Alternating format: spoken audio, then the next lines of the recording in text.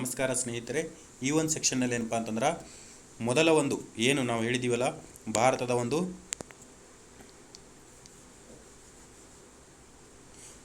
ಒಂದು ಸಂವಿಧಾನದ ವಿಷಯದಲ್ಲಿ ಸುಮಾರು 3000ಕ್ಕೂ ಅಧಿಕ ಒಂದು ಪ್ರಶ್ನೋತ್ತರ ಸರಣಿಯನ್ನು ನಾವು ಸಾಲ್ವ್ ಮಾಡುವಂಥ ಒಂದು ಸೆಕ್ಷನ್ನು ಇದಾಗಿರುತ್ತಾ.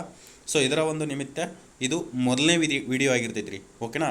ಸೊ ಇಲ್ಲಿ ಹೆಂಗಪ್ಪ 3000 ಕ್ವಶನ್ ನಾವು ಯಾವ ರೀತಿ ಸಾಲ್ವ್ ಮಾಡ್ತೀವಿ ಅಂತಂದ್ರೆ, ಸಾಮಾನ್ಯವಾಗಿ ಚಾಪ್ಟರ್ ವೈಸ್ ಏನಪ್ಪ ಅಂತಂದ್ರೆ ಸುಮಾರು ಪ್ರಶ್ನೆಗಳನ್ನು ನೋಡ್ಕೊಂಡು ಹೋಗ್ಬಿಟ್ಟು ಸೊ ಪ್ರತಿನಿತ್ಯ ಒಂದೊಂದು ಚಾಪ್ಟರ್ನ ಇಲ್ಲಿ ನಾವು ಕವರ್ ಮಾಡೋಕ್ಕೆ ಟ್ರೈ ಮಾಡ್ತೀವಿ.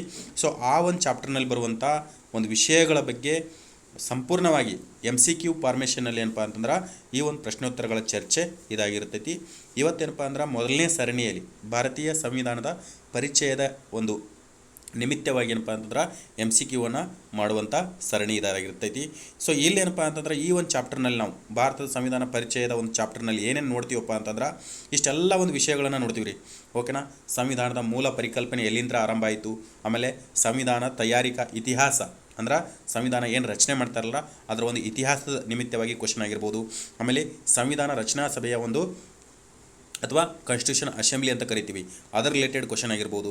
ಆಮೇಲೆ ಭಾರತ ಸಂವಿಧಾನದ ಶಾಸ್ತ್ರೀಯತೆ ಅಂದ್ರೆ ಸಾಂಸ್ಕೃತಿಕ ಹಿನ್ನೆಲೆ ಯಾವ ರೀತಿ ಒಳಗೊಂಡಿತ್ತು, ಆಮೇಲೆ ಜಗತ್ತಿನ ಇತರೆ ಸಂವಿಧಾನ ಯಾವ ರೀತಿ ಭಾರತದ ಒಂದು ಸಂವಿಧಾನ ರಚನೆಯಲ್ಲಿ ಪರಿಣಾಮ ಬೀರಿದೆ ಅನ್ನೋದನ್ನು ನಾವು ಈ ಒಂದು ಸೆಕ್ಷನಲ್ಲಿ ಡೀಟೈಲ್ ಆಗಿ ಏನಪ್ಪ ಅಂತಂದ್ರೆ ನೋಡ್ಕೊಂಡು ಹೋಗ್ತೀವಿ.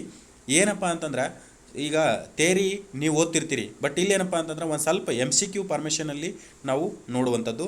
ಸೊ ಇದಕ್ಕೇನಪ್ಪ ಅಂದ್ರೆ ಸಂಬಂಧಿಸಿದಂತೆ ಮೊದಲನೇ ಕ್ವಶನ್ ಏನಪ್ಪ ಅಂತಂದ್ರೆ ನಾವು ನೋಡುವಂಥದ್ದು. ಸೊ ಏನು ಸಂವಿಧಾನದ ಮೂಲ ಪರಿಕಲ್ಪನೆ ನಿಮಿತ್ತವಾಗಿ ಏನಪ್ಪ ಅಂದ್ರೆ ಟೋಟಲ್ ಏನಪ್ಪ ಅಂತಾರೆ ಈ ಒಂದು ಚಾಪ್ಟರ್ನಲ್ಲಿ ನಾವು 60 ಪ್ರಶ್ನೆಗಳನ್ನು ನೋಡ್ತೀವಿ. ಆಲ್ಮೋಸ್ಟ್ ಆಲ್ ಏನಪ್ಪ ಅಂದ್ರೆ ಈ ಎಕ್ಸ್ಪ್ಲೇನ್ ಮಾಡೋಕೆ ಕಡಿಮೆ ಎಕ್ಸ್ಪ್ಲೇನ್ ಮಾಡ್ತೀನಿ, ಯಾಕಂತಂದ್ರೆ ಆಲ್ಮೋಸ್ಟ್ ಆಲ್ ಏನಪ್ಪ ಅಂತಂದ್ರೆ ಆ ಒಂದು ಚಾಪ್ಟರ್ನಿಂದ 60 ಕ್ವಶನ್ ಅಂದರೆ ಸಾಮಾನ್ಯ ವಿಷಯ ಅಲ್ರಿ. ಓಕೆನಾ. ಎಲ್ಲ ಏನಪ್ಪ ಅಂದ್ರೆ MCQ ಫಾರ್ಮೇಷನ್ನಾಗ ಇನ್ಫಾರ್ಮೇಷನ್ ಇದ್ದೇ ಇರುತ್ತಾ. ಈ ಚಾಪ್ಟರ್ನಲ್ಲಿ ಅಲ್ಲದೆ ಇರೋದ್ರು ಮುಂದಿನ ಚಾಪ್ಟರ್ನಲ್ಲಾದರೂ ಏನಪ್ಪ ಅಂದ್ರೆ ಅದರ ಇನ್ಫಾರ್ಮೇಷನ್ ನೋಡ್ತೀರಿ. ಸೊ ಹಂಗಾಗಿ ಏನಪ್ಪ ಅಂದ್ರೆ ಇದ್ರದ್ದು ಇನ್ಫಾರ್ಮೇಷನ್ ಕಮ್ಮಿ ಕೊಡ್ತೀನಿ, ಬಟ್ ಏನಪ್ಪ ಅಂದ್ರೆ ಕ್ವಶನ್ ಐಡಿಯಾಲಜಿ ಏನಪ್ಪ ಅಂತಂದ್ರೆ ಇಲ್ಲಿ ನೀಡುವಂಥದ್ದು. ಓಕೆನಾ. ಸೊ ಅದಕ್ಕೆ ರಿಲೇಟೆಡ್ ಏನಪ್ಪ ಅಂತಂದ್ರೆ ಮೊದಲನೇ ಕ್ವಶನ್ ಹೆಂಗೈತಿ ನೋಡ್ರಿ, ಇಲ್ಲಿ ಫ್ರೇಮಿಂಗ್ ಆಗೈತಿ. ಸೊ ಒಂದು ಸ್ವಲ್ಪ ಏನಪ್ಪ ಅಂತಂದ್ರೆ ಕ್ವಶನ್ ಲೆಂದಿ ಐತಿ. ಓಕೆನಾ. ಕ್ವಶನ್ ಏನಪ್ಪ ಅಂತಂದ್ರೆ ಲೆಂದಿ ಐತಿ. ಲೆಂದಿ ಯಾವ ರೀತಿಯಪ್ಪ ಅಂತಂದ್ರೆ ಸೊ ಕ್ವಶನ್ ಏನಪ್ಪ ಅಂದ್ರೆ ಸಂವಿಧಾನ. ಓಕೆನಾ. ಈಗ ನಾವು ಸಂವಿಧಾನದ ಬಗ್ಗೆ ಅಧ್ಯಯನ ಮಾಡಕತ್ತೀವಿ ಅಂತಂದ್ರೆ ಸಂವಿಧಾನ ಅಂದರೆ ಏನು ಅಂತ. ಓಕೆನಾ. ಏನಪ್ಪ ಅಂತಂದ್ರೆ ಇದು ಸಾಮಾನ್ಯವಾಗಿ ಕ್ವಶನು ಏನು ಸುಮಾರು ಸರಿ ಕೇಳಿಲ್ಲ, ಬಟ್ ಏನಪ್ಪ ಅಂತಂದ್ರೆ ಅದರ ಮೀನಿಂಗ್ ಮೇಲೆ ಕ್ವಶನ್ ಏನಾದರೂ ನಾಳೆ ದಿವಸ ಬಂದರೆ ಹಾಕುವಂಥ ಒಂದು ಮನಸ್ಥಿತಿ ಏನಪ್ಪ ಅಂತಂದ್ರೆ ನಿಮ್ಗೆ ನಾಲೆಜ್ ಇರಬೇಕಾಗುತ್ತಾ. ಏನಪ್ಪ ಆಪ್ಷನ್ ಅಂತ ಕೊಟ್ಟಾನಂತ ನೋಡ್ರಿ. ಒಂದನೇ ಆಪ್ಷನ್ ನೋಡ್ರಿ, ಏನಪ್ಪ ಅಂದ್ರೆ ಒಂದು ದೇಶದ ರಾಜಕೀಯ ಪಕ್ಷಗಳ ಪಟ್ಟಿ ಅಂತ. ಸಂವಿಧಾನ ಅಂತಂದ್ರೆ ಒಂದು ದೇಶದ ರಾಜಕೀಯ ಪಕ್ಷಗಳ ಒಂದು ಪಟ್ಟಿ ಅಂತ. ಇನ್ನೊಂದು ಏನಪ್ಪ ಅಂದ್ರೆ ಒಂದು ದೇಶದ ಸರ್ವೋಚ್ಚ ಕಾನೂನು ಮತ್ತು ಸರ್ಕಾರದ ಮೂಲ ರಚನೆಯನ್ನು ವಿವರಿಸುವ ದಾಖಲೆ ಅಂತ. ಓಕೆನಾ. ಏನ್ರಿ ಹೇಳ್ತಪ್ಪ ಅಂತಂದ್ರೆ ಸರ್ವೋಚ್ಚ ಕಾನೂನು ಮತ್ತು ಸರ್ಕಾರದ ಮೂಲ ರಚನೆ ಯಾವ ರೀತಿ ಇರಬೇಕಂತ ಹೇಳುವಂಥ ಸಂವಿಧಾನ ಅಂತ ಎರಡನೇ ಆಪ್ಷನ್ದಾಗ ಐತಿ. ಇನ್ನು ಮೂರನೇ ಆಪ್ಷನ್ದಾಗ ಏನಪ್ಪ ಅಂತಂದ್ರೆ ಒಂದು ಸಮಾಜದ ಧಾರ್ಮಿಕ ನಿಯಮಗಳು. ಓಕೆನಾ. ಸೊ ಧಾರ್ಮಿಕ ನಿಯಮಗಳ ಬಗ್ಗೆ ಹೇಳುವಂಥ ಒಂದು ಸಂಗ್ರಹ ಅಂತ. ನಾಲ್ಕನೇ ಆಪ್ಷನ್ದಾಗ ಏನಪ್ಪ ಅಂತಂದ್ರೆ ಸರ್ಕಾರದ ಆರ್ಥಿಕ ನೀತಿಗಳ ಕುರಿತು ಹೇಳುವಂಥ ವರದಿ ಅಂತ. ಓಕೆನಾ. ಸೊ ಇದರಲ್ಲಿ ನೀವೇನಪ್ಪ ಅಂತಂದ್ರೆ ರೈಟ್ ಆನ್ಸರ್ ಯಾವುದು ಆಗ್ಬೋದಂತ ವಿಚಾರ ಮಾಡಿ ಕಮೆಂಟ್ ಮೂಲಕ ಕೂಡ ತಿಳಿಸ್ಬೋದು ವಿಡಿಯೋದಲ್ಲಿ. ಓಕೆನಾ. ಸೊ ಇದಕ್ಕೇನಪ್ಪ ಅಂದ್ರೆ ನಾವು ಸಂವಿಧಾನ ಅಂತ ನಾವು ಮೀನಿಂಗ್ ಪೂರ್ತಿಯಾಗಿ ಏನು ನೋಡ್ತೀವಪ್ಪ ಅಂತಂದ್ರೆ ಸಾಮಾನ್ಯವಾಗಿ ಇಲ್ಲಿದೆ ನೋಡ್ರಿ, ಇದೊಂದು ಸರ್ವೋಚ್ಚ ಕಾನೂನು ಮತ್ತು ಸರ್ಕಾರದ ಮೂಲ ರಚನೆಯನ್ನು ವಿವರಿಸುವ ದಾಖಲೆಯಾಗಿದೆ. ಓಕೆನಾ. ಇದು ಏನಪ್ಪ ಅಂತಂದ್ರೆ ಇದಕ್ಕೆ ಸರಿಯಾದ ಉತ್ತರ. ಕೆಲವೊಂದಿಷ್ಟು ಟೈಮ್ ಏನಪ್ಪ ಅಂತಂದ್ರೆ ಬರೀ ವಿಧಿಗಳ ಮೇಲೆ ಮತ್ತು ತಿದ್ದುಪಡಿಗಳ ಮೇಲೆ, ಆಮೇಲೆ ಕೆಲವೊಂದಿಷ್ಟು ಏನಪ್ಪ ಅಂತಂದ್ರೆ ಒನ್ ಲೈನ್ ಕ್ವಶನ್ ಬಿಟ್ಟು ಏನಾದರೂ ಎಕ್ಸ್ಟೆನ್ಷನ್ ಒಂದು ಸ್ವಲ್ಪ ನಿಮ್ಮ ಪೇಷನ್ಸ್ ಚೆಕ್ ಮಾಡೋಕೆ ಏನಪ್ಪ ಅಂತಂದ್ರೆ ಇನ್ನೊಂದು ಸ್ವಲ್ಪ ಕ್ವಶನ್ ಪೇಪರ್ ಎಲಾಬ್ರೇಟ್ ಮಾಡಿಬಿಟ್ಟು ಕ್ವಶನ್ ಕೇಳುವಾಗ ಇಂಥ ಕ್ವಶನ್ ಬರುವಂಥ ಚಾನ್ಸಸ್ ಇರುತ್ತೆ ರೀ. ಓಕೆನಾ. ಸೊ ನೆಕ್ಸ್ಟ್ ಏನಪ್ಪ ಅಂತಂದ್ರೆ ಎರಡನೇ ಕ್ವಶನ್ ಹೋಗೋಣ ನೋಡಿರಿ. ಸರಿಯಾದ ಉತ್ತರ ಏನಪ್ಪ ಅಂದ್ರೆ ಒಂದು ದೇಶದ ಸರ್ವೋಚ್ಚ ಕಾನೂನು ಮತ್ತು ಸರ್ಕಾರದ ಮೂಲ ರಚನೆಯನ್ನು ವಿವರಿಸುವ ದಾಖಲೆಗೆ ನಾವು ಸಂವಿಧಾನ ಅಂತ ಕರಿತೀವಂತ. ಸೊ ಎರಡನೇ ಕ್ವಶನ್ ಏನಪ್ಪ ಅಂತಂದ್ರೆ ಎರಡನೇ ಕ್ವಶನ್ ಏನಪ್ಪ ಅಂತಂದ್ರೆ ಇಲ್ಲೈತೆ ನೋಡಿರಿ. ಓಕೆನಾ. ಏನು ಕ್ವಶನ್ ಅಂತಂದ್ರೆ ಭಾರತೀಯ ಸಂವಿಧಾನದ ಪ್ರಮುಖ ಉದ್ದೇಶ ಏನು, ಅಲ್ಲಿ ಸಂವಿಧಾನ ಅಂದ್ರೇನು, ಒಟ್ಟಾರೆಯಾಗಿ ಸಂವಿಧಾನ ಅಂದ್ರೆ ಮೀನಿಂಗ್ ಏನಂತ ಕೇಳಿದ್ದ. ಇಲ್ಲಿ ಏನಪ್ಪ ಅಂದ್ರೆ ಭಾರತದ ಸಂವಿಧಾನ ರಚನೆ ಆಗೈತಲ್ಲ ಅದರ ಮುಖ್ಯ ಉದ್ದೇಶಗಳನ್ನು ಏನೇನು ಒಳಗೊಂಡೈತಿ ಅಂತ ಕೇಳೋಣ. ಏನಪ್ಪ ಅಂತಂದ್ರೆ ಫಸ್ಟ್ನೇ ಆಪ್ಷನ್ದಾಗ ನೋಡ್ರಿ, ಸರ್ಕಾರದ ಅಧಿಕಾರವನ್ನು ಸೀಮಿತಗೊಳಿಸುವಿಕೆ. ಅಂದ್ರೆ ಸರ್ಕಾರ ಏನಪ್ಪ ಅಂದ್ರೆ ಒಂದು ಪರ್ಟಿಕ್ಯುಲರ್ ನಿಯಮದ ಅಡಿಯಲ್ಲಿ ಓಕೆನಾ ಅಥವಾ ನಿಯಂತ್ರಣದ ಅಡಿಯಲ್ಲಿ ಕಾರ್ಯನಿರ್ವಹಿಸುವುದನ್ನು ಹೇಳುತ್ತಂತ ಒಂದನೇ ಆಪ್ಷನ್ನು. ಎರಡನೇ ಆಪ್ಷನ್ ಏನಪ್ಪ ಅಂದ್ರೆ ನಾಗರಿಕ ಹಕ್ಕುಗಳು ಮತ್ತು ಸ್ವಾತಂತ್ರ್ಯಗಳನ್ನು ರಕ್ಷಿಸುವುದು ಎರಡನೇ ಆಪ್ಷನ್ ಆಗಿರ್ತೈತಿ. ಇನ್ನು ಮೂರನೇ ಆಪ್ಷನ್ ಏನಪ್ಪ ಅಂತಂದ್ರೆ ಒಂದು ಸಾಮಾಜಿಕ ಆರ್ಥಿಕ ವ್ಯವಸ್ಥೆಯನ್ನು ಸ್ಥಾಪಿಸುವಂಥ ಒಂದು ಏನಪ್ಪ ಅಂತಂದ್ರೆ ಮೀನಿಂಗನ್ನು ಒಳಗೊಂಡೈತೆ ಅಂತ ಹೇಳ್ತಾರೆ. ಸೊ ಏನಪ್ಪ ಅಂತಂದ್ರೆ ಭಾರತೀಯ ಸಂವಿಧಾನ ಈ ಮೇಲಿನ ಎಲ್ಲ ಓಕೆನಾ ಈ ಮೇಲಿನ ಎಲ್ಲ ಒಂದು ಪರಿಕರಣಗಳನ್ನು ಒಳಗೊಂಡಂಥ ಒಂದು ಸಂವಿಧಾನ ಆಗೈತೆ ನೋಡ್ರಿ ಓಕೆನಾ. ಸೊ ಇದಕ್ಕೇನಪ್ಪ ಆನ್ಸರ್ ಅಂತಂದ್ರೆ ಸರಿಯಾದ ಉತ್ತರ ಏನಪ್ಪ ಅಂತಂದ್ರೆ ಮೇಲಿನ ಎಲ್ಲ ಅಂಶಗಳನ್ನು ಭಾರತೀಯ ಸಂವಿಧಾನ ಉದ್ದೇಶಗಳನ್ನು ಒಳಗೊಂಡೈತಿ. ಏನಪ್ಪ ಅಂತಂದ್ರೆ ಈ ಸರ್ಕಾರದ ಅಧಿಕಾರ ನೋಡ್ರಿ ಒಂದಿಷ್ಟು ಏನಪ್ಪ ಅಂತಂದ್ರೆ ಸರ್ಕಾರದ ಒಂದು ಅಧಿಕಾರಗಳನ್ನು ಸೀಮಿತಗೊಳಿಸುವುದು. ಈಗ ಡಿ ಸಿ ಇದ್ದವರು ಇದೇ ಕೆಲಸ ಮಾಡಬೇಕು, ಆಮೇಲೆ ತಹಸೀಲ್ದಾರ್ ಇದ್ದವರು ಇದೇ ಕೆಲಸ ಮಾಡಬೇಕು, ಆಮೇಲೆ PSI ಪೊಲೀಸ್ ಇದ್ದವರು ಇದೇ ಕೆಲಸ ಮಾಡಬೇಕು. ಸೊ ಈ ರೀತಿ ಏನಪ್ಪ ಅಂದ್ರೆ ಅವರ ಅಧಿಕಾರಗಳ ಒಂದು ಸೀಮಿತವನ್ನು ಓಕೆನಾ. ಈಗ ಹೈಕೋರ್ಟ್ ಜಡ್ಜು ಇದೇ ಕೆಲಸ ಮಾಡ್ತಿರ್ಬೇಕು, ಅವರು ಸುಪ್ರೀಂ ಕೋರ್ಟ್ ಜಡ್ಜು ಇದೇ ಕೆಲಸ ಮಾಡ್ತಿರ್ಬೇಕು, ರಾಷ್ಟ್ರಪತಿ ಈ ಒಂದು ಕೆಲಸಕ್ಕೆ ಮಾತ್ರ ಸೀಮಿತ. ಸೊ ಈ ರೀತಿ ಏನಪ್ಪ ಅಂತಂದ್ರೆ ಅವರವರ ಒಂದು ಅಧಿಕಾರಗಳನ್ನು ಸೀಮಿತಗೊಳಿಸುವಂಥ ಕೆಲಸವನ್ನು ಇಲ್ಲಿ ಮಾಡುತ್ತಂತ ಹೇಳ್ತಾರೆ. ಇನ್ನು ನಾಗರಿಕ ಹಕ್ಕುಗಳು ಮತ್ತು ಸ್ವಾತಂತ್ರ್ಯವನ್ನು ರಕ್ಷಿಸುವುದು 100% ಏನಪ್ಪ ಅಂತಂದ್ರೆ ಇದು ಮೂಲಭೂತ ಹಕ್ಕುಗಳ ಒಂದು ನಾಗರಿಕರಿಗೆ ಏನು ಮೂಲಭೂತ ಹಕ್ಕುಗಳನ್ನು ನೀಡ್ತಾರಲ್ರಿ ಅಲ್ಲಿ ಏನಪ್ಪ ಅಂತಂದ್ರೆ ಈ ಒಂದು ಆಶಯ ಅಥವಾ ಉದ್ದೇಶ ಈಡೇರುವಂಥದ್ದು. ಇನ್ನು ಸಾಮಾಜಿಕ ಆರ್ಥಿಕ ವ್ಯವಸ್ಥೆಯನ್ನು ಸ್ಥಾಪಿಸುವುದು 100% ಏನಪ್ಪ ಅಂತಂದ್ರೆ ಎಲ್ಲ ಒಂದು ಆರ್ಥಿಕತೆ ಏನಪ್ಪ ಅಂತಂದ್ರೆ ಸಮಾನತೆಯಿಂದ ಎಲ್ಲ ನಾಗರಿಕರಿಗೂ ದೊರೆಯುವಲ್ಲಿ ಏನಪ್ಪ ಅಂತಂದ್ರೆ ಸಂವಿಧಾನದ ಆಶಯ ಒಳಗೊಂಡಿರ್ತೈತಿ ಓಕೆನಾ. ಸೊ ಇಲ್ಲಿ ಏನಪ್ಪ ಅಂತಂದ್ರೆ ನೆಕ್ಸ್ಟ್ ಏನಪ್ಪ ಅಂತಂದ್ರೆ ನೆಕ್ಸ್ಟ್ ಕ್ವಶನ್ ನೋಡ್ರಿ. ಸೊ ಅಲ್ಲೇನಪ್ಪ ಅಂದ್ರೆ ಮೇಲಿನ ಎಲ್ಲವೂ ಏನಪ್ಪ ಅಂತಂದ್ರೆ ಅದಕ್ಕೆ ಸರಿಯಾದ ಉತ್ತರ ಆಗಿತ್ತು. ಸೊ ಇಲ್ಲಿ ಏನಪ್ಪ ಅಂತಂದ್ರೆ ನೆಕ್ಸ್ಟ್ ಕ್ವಶನ್ನಾಗ ಏನಪ್ಪ ಅಂತಂದ್ರೆ ಸಂವಿಧಾನಾತ್ಮಕತೆ ಎಂಬ ಪರಿಕಲ್ಪನೆಯು ಯಾವುದನ್ನು ಸೂಚಿಸುತ್ತದೆ ಅಂತ ಅಂದ್ರೆ ಅವ ಏನಪ್ಪ ಅಂದ್ರೆ ಬೇಸಿಕ್ ಏನಪ್ಪ ಅಂದ್ರೆ ಈಗೇನು ಹೇಳ್ಕೊತ ಹೊಂಟಾನಂತಂದ್ರೆ ಸಾಮಾನ್ಯವಾಗಿ ಸಂವಿಧಾನದ ಆಶಯಗಳು ಸಂವಿಧಾನ ಅಂದ್ರೆ ಏನು ಉದ್ದೇಶಗಳು ಏನಪ್ಪ ಅಂತ ಕೇಳಿದಾರ. ಇಲ್ಲೇನಂದ್ರೆ ಸಂವಿಧಾನಾತ್ಮಕತೆ ಪರಿಕಲ್ಪನೆ ಅನ್ನೋದು ಏನನ್ನು ಸೂಚಿಸುತ್ತಂತ ಕೇಳೋಣ ಓಕೆನಾ. ಸೊ ಆಪ್ಷನ್ದಾಗೆ ನೋಡ್ರಿ ನಿರಂಕುಶ ಅಧಿಕಾರ ಅಂತ ಕೊಟ್ಟಾನ, ಆಮೇಲೆ ಸೀಮಿತ ಸರ್ಕಾರ ಅಂತ ಕೊಟ್ಟಾನ, ರಾಜಪ್ರಭುತ್ವದ ಆಡಳಿತ ಅಂತ ಕೊಟ್ಟಾನ, ಸರ್ವಾಧಿಕಾರ ಅಧಿಕಾರ ಅಂತ ಕೊಟ್ಟಾನ. ಇಲ್ಲಿ ಏನಪ್ಪ ಅಂತಂದ್ರೆ ಸಾಮಾನ್ಯವಾಗಿ ಸರ್ವಾಧಿಕಾರ ಅಧಿಕಾರ ಅಂತ ಬರಲ್ಲ. ಇಲ್ಲಿ ಏನಪ್ಪ ಅಂತಂದ್ರೆ ಸಾಮಾನ್ಯವಾಗಿ ಸರಿಯಾದ ಉತ್ತರ ಅಲ್ಲಿ ನಾವು ಅವಾಗಲೇ ಉದ್ದೇಶದಲ್ಲಿ ನೋಡಿದ್ದೀವಿ ಏನಪ್ಪ ಅಂತಂದ್ರೆ ಸೀಮಿತ ಸರ್ಕಾರ ಅಂದ್ರೆ ವ್ಯವಸ್ಥಿತವಾದಂಥ ಒಂದು ಸೀಮಿತ ಸರ್ಕಾರ ಇದಕ್ಕೆ ಸರಿಯಾದ ಉತ್ತರ ಆಗುತ್ತೆ ನೋಡ್ರಿ ಓಕೆನಾ. ಸೊ ಪರಿಕಲ್ಪನೆ ಎಲ್ಲಿಗೆ ಏನು ಸಂವಿಧಾನಾತ್ಮಕ ಪರಿಕಲ್ಪನೆ ಅಂದ್ರೆ ಮೀನಿಂಗ್ ಏನಪ್ಪ ಅಂದ್ರೆ ಒಂದು ಸೀಮಿತ ನಿಯಂತ್ರಿತ ಒಂದು ಸರ್ಕಾರದ ಆಡಳಿತವನ್ನು ನೀಡುವಂಥದ್ದು ಓಕೆನಾ. ಏನು ಈ ಕ್ವಶನ್ಗೆ ಹೋಗೋಣ. ನೆಕ್ಸ್ಟ್ ಕ್ವಶನ್ಗೆ 4ನೇ ಕ್ವಶನ್ಗೆ ಭಾರತವು ಯಾವ ರೀತಿಯ ಗಣರಾಜ್ಯವಾಗಿದೆ ಅಂತ ಓಕೆನಾ. ಸುಮಾರು ಎಕ್ಸಾಮ್ನಲ್ಲಿ ಏನಪ್ಪ ಅಂತಂದ್ರೆ ಅಪ್ ಟು KAS ವರೆಗೂ ಈ ಕ್ವಶನ್ ಆಗಿದೆ. ಅಂದ್ರೆ ಗಣರಾಜ್ಯವನ್ನು ಹೊಂದಿದೆ ಬಟ್ ಯಾವ ರೀತಿ ಗಣರಾಜ್ಯವನ್ನು ಹೊಂದಿದೆ ಅಂತ ಇದು ಕ್ವಶನ್ ಇರುವಂಥದ್ದು. ನಾಮಮಾತ್ರ ಗಣರಾಜ್ಯ, ಆನುವಂಶಿಕ ಗಣರಾಜ್ಯ, ಸಂಸದೀಯ ಗಣರಾಜ್ಯ, ಅಧ್ಯಕ್ಷೀಯ ಗಣರಾಜ್ಯ ಓಕೆನಾ. ಸೊ ಈಗ ಹೆಂಗಪ್ಪ ಅಂತಂದ್ರೆ ಇಲ್ಲಿ ನಾವು ಅಧ್ಯಕ್ಷೀಯ ಗಣರಾಜ್ಯವನ್ನು ನಾವು ಎಲ್ಲಿ ನೋಡ್ತೀವಪ್ಪ ಅಂತಂದ್ರೆ ಅಮೇರಿಕದಲ್ಲಿ ನೋಡ್ತೀವಿ ರೀ ಓಕೆನಾ. ಇದು ಬರಲ್ರಿ ಓಕೆನಾ. ಇನ್ನು ಅನುವಂಶೀಯ ಅಂತಂದ್ರೆ ಬರಲ್ರಿ, ಯಾಕಂತಂದ್ರೆ ಯಾರೂ ಅನುವಂಶೀಯವಾಗಿ ಪ್ರಧಾನಮಂತ್ರಿ ಅಥವಾ ರಾಷ್ಟ್ರಪತಿ ಹುದ್ದೆಯನ್ನು ಅಲಂಕರಿಸಲ್ಲ. ಇನ್ನು ನಾಮ ಮಾತ್ರ ಹೆಸರಿಗೆ ಮಾತ್ರ ಗಣರಾಜ್ಯ ಐತನು ಇಲ್ರಿ. ಏನಪ್ಪ ಅಂತಂದ್ರೆ ನಮ್ಮಲ್ಲಿ ಸಂಸದೀಯ ಗಣರಾಜ್ಯ ಪದ್ಧತಿ ಐತಿ ಓಕೆನಾ. ಸೊ ಇದು ಓಕೆನಾ. ನೆಕ್ಸ್ಟ್ ನೋಡ್ರಿ. So next question very interesting question. ಸುಮಾರು ಎಕ್ಸಾಮ್ನಾಗ ಅಂದ್ರೆ ಎಲ್ಲ ಎಕ್ಸಾಮ್ನಾಗೂ ಆದಂಥ ಕ್ವಶನ್ ಐತ್ರಿ. ಏನಂತಂದ್ರೆ ಸಂವಿಧಾನ ಯಾವಾಗ ಅಂಗೀಕರಿಸಲ್ಪಟ್ಟಿತ್ತು ಓಕೆನಾ. ನೋಡ್ರಿ ಅಂಗೀಕರಿಸಲ್ಪಟ್ಟಿತ್ತು ಜಸ್ಟ್ ಅಂಗೀಕಾರ ಮಾಡ್ಕೊಂಡಾರ್ರಿ, ಅಳವಡಿಕೆ ಅಲ್ಲ ಅಥವಾ ಜಾರಿನೂ ಅಲ್ಲ. ಅಲ್ಲಿ ಏನು ಕೇಳ್ಯಾನ ಅನ್ನೋದು ನಮ್ಗೆ ವರ್ಡ್ ಇಂಪಾರ್ಟೆಂಟ್ ರೀ ಓಕೆನಾ. ಸೊ ಅಂಗೀಕಾರ ಅಂತ ಬಂದಾಗ ಏನಪ್ಪ ಅಂತಂದ್ರೆ ಆಗಸ್ಟ್ 15 1947 ಕೊಟ್ಟಾನ, ನವಂಬರ್ 26 1949 ಅಂತ ಕೊಟ್ಟಾನ, ಜನವರಿ 26 1950 ಅಂತ ಕೊಟ್ಟಾನ, ಡಿಸೆಂಬರ್ 9 1946 ಅಂತ ಕೊಟ್ಟಾನ. ಸೊ ಇವು ಎಲ್ಲ ಏನು ದಿನಗಳು ಅದಾವಲ್ರಿ ಇಲ್ಲೇನು ಕೊಟ್ಟನಲ್ಲ ಆಪ್ಷನ್ದಾಗ ಎಲ್ಲ ದಿನಗಳು ಇಂಪಾರ್ಟೆಂಟ್ ಅದಾವ್ರಿ. ಆದ್ರೆ ಕ್ವಶನ್ನಾಗ ಏನೈತಪ್ಪ ಅಂತಂದ್ರೆ ಅಂಗೀಕಾರದ ರಿಲೇಟೆಡ್ ಐತಿ. ಅಂದ್ರೆ ಸಂವಿಧಾನವನ್ನು ಯಾವಾಗ ಅಂಗೀಕರಿಸಲಾಯ್ತಪ್ಪ ಅಂತ ಕ್ವಶನ್ ಇರುವಂಥದ್ದು. ಸೊ ಇದಕ್ಕೆ ಎಕ್ಸಾಕ್ಟ್ ಆನ್ಸರ್ ಏನಪ್ಪ ಅಂತಂದ್ರೆ ಅಂಗೀಕಾರ ಜಸ್ಟ್ ಅಳವಡಿಕೆ ಅಲ್ರಿ, ಅಳವಡಿಕೆ ಅಥವಾ ಜಾರಿ ಅಲ್ಲ, ಅಂಗೀಕಾರ ಕೇಳಿದಾನ. ಸೊ ಹಾಗಾಗಿ ಏನಪ್ಪ ಅಂದ್ರೆ ಸರಿಯಾದ ಉತ್ತರ ನವಂಬರ್ 26 1949 ಆಗುತ್ತಾ ಓಕೆನಾ. ಆ ಒಂದು ದಿನದೊಂದು ಏನಪ್ಪ ಅಂತಂದ್ರೆ ಸಂವಿಧಾನವನ್ನು ಅಂಗೀಕಾರ ಮಾಡ್ಕೋತಾರೆ ರೀ ಓಕೆನಾ.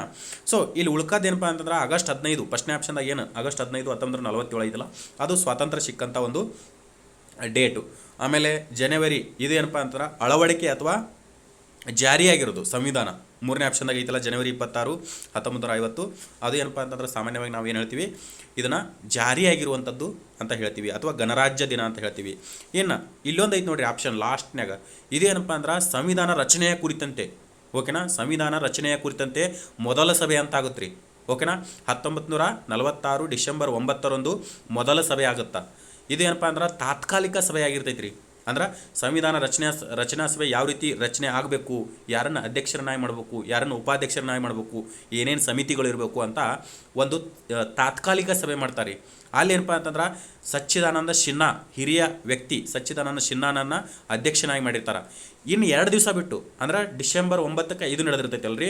ಇನ್ನು 2 ದಿವಸ ಬಿಟ್ಟು ಡಿಸೆಂಬರ್ 11ಕ್ಕೆ 1946ಕ್ಕೆ ಶಾಶ್ವತ ಸಭೆ ಅಂತ ಆಗುತ್ತೆ ರೀ. ಓಕೆನಾ, ಸಂವಿಧಾನ ರಚನೆಗೆ ಸಂಬಂಧಪಟ್ಟಂಗೆ ಶಾಶ್ವತ ಸಭೆ ಆಗುತ್ತಾ. ಸೊ ಅಲ್ಲೇನಪ್ಪ ಅಂದ್ರೆ ರಾಜೇಂದ್ರ ಪ್ರಸಾದ್ ಅವರನ್ನು ಸಂವಿಧಾನ ರಚನಾ ಸಭೆಯ ಅಧ್ಯಕ್ಷರನ್ನಾಗಿ ಮಾಡ್ತಾರೆ. ಸೊ ಈ ಡೇ ಐತಲ್ರಿ, ಇದು ತುಂಬ ಇಂಪಾರ್ಟೆಂಟ್ ರೀ. ಓಕೆನಾ, ಡಿಸೆಂಬರ್ 9 ನೆನ್ಪಿಡ್ತೀರಿ ಅನ್ಕೋತೀನಿ. ಓಕೆನಾ, ಸೊ ನೆಕ್ಸ್ಟ್, ಸೊ ಸರಿಯಾದ ಉತ್ತರ ನವೆಂಬರ್ 26, 1949. ಓಕೆನಾ. ಇನ್ನು ನೆಕ್ಸ್ಟ್ ಏನಪ್ಪ ಅಂತಂದ್ರೆ ನೆಕ್ಸ್ಟ್ ಕ್ವಶನ್, ಸಂವಿಧಾನವು ಇಲ್ಲಿ ನೋಡ್ರಿ, ನಾ ಆವಾಗಲೇ ಹೇಳಿದ್ದೆ ಜಾರಿಗೆ ಬಂದಿದ್ದು ಅಲ್ಲ ಅಂತ, ಜಸ್ಟ್ ಅಂಗೀಕಾರ ಅಂತ ಹೇಳಿದ್ದೆ. ಏನು, ನವೆಂಬರ್ 26, 1950 ಜಸ್ಟ್ ಅಂಗೀಕಾರ ಆಗಿದ್ದು ಅಂತ ಹೇಳಿದ್ದೆ. ಇಲ್ಲಿ ಏನು ಕೇಳ್ಯಾನಪ್ಪ ಅಂದ್ರೆ ನೆಕ್ಸ್ಟ್ ಕ್ವಶನ್ದಾಗ ಜಾರಿ ಯಾವಾಗ ಆಯಿತು ಅಂತ ಕೇಳ್ಯಾನ. ಸೊ ಇದಕ್ಕೆ ಸರಿಯಾದ ಉತ್ತರ ಅಲ್ಲಿ ಹೇಳಿಬಿಟ್ಟಿದ್ದೆ ನಾನು. ಜಾರಿ ಆಗಿರೋದು ಯಾವಾಗಪ್ಪ ಅಂತಂದ್ರೆ ಗಣರಾಜ್ಯ ದಿನ ಅಂತ ಏನು ನಾವು ಜನವರಿ 26, 1950 ಕರಿತೀವಲ್ಲ, ಆ ದಿನವನ್ನು ಸಂವಿಧಾನದ ಜಾರಿ ದಿನ ಅಂತ ಕರಿತೀವಿ, ಅಳವಡಿಸ್ಕೊಂಡ ದಿನ ಅಂತ ಕರಿತೀವಿ. ಈಗ ಮ್ಯಾಲೆ ಐತಲ್ರಿ, ಇದು ಆವಾಗಲೇ ಕ್ವಶನ್ದಾಗ ಇದ್ದಿದ್ದು. ಇದು ಏನಪ್ಪ ಅಂದ್ರೆ ಅಂಗೀಕಾರ. ಓಕೆನಾ, ಜಸ್ಟ್ ಅಂಗೀಕಾರ ಇದು. ಓಕೆನಾ, ಸೊ ನೆಕ್ಸ್ಟ್,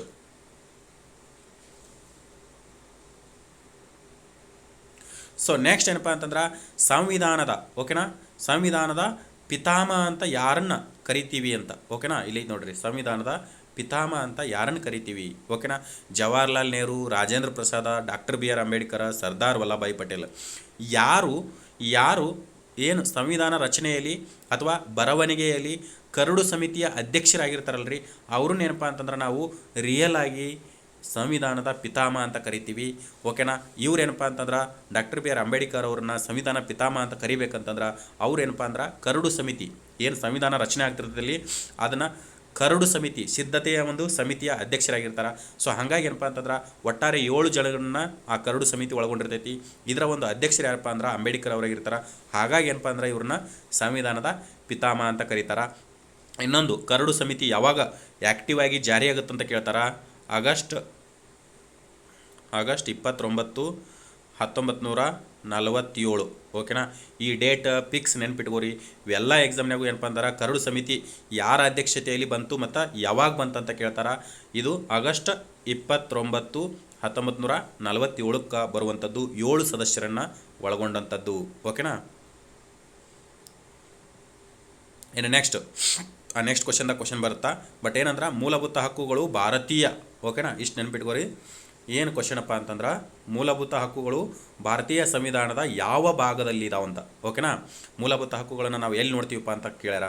ಓಕೆನಾ, ಯಾವ ಭಾಗದಲ್ಲಿದ್ದಾವೆ ಕ್ವಶನ್ ಇಲ್ಲಿದೆ. ಬಟ್ ಇನ್ಫಾರ್ಮೇಷನ್ ಏನಪ್ಪ ಅಂದ್ರೆ ಆ ಪೇಜ್ನಾಗಿತ್ತು.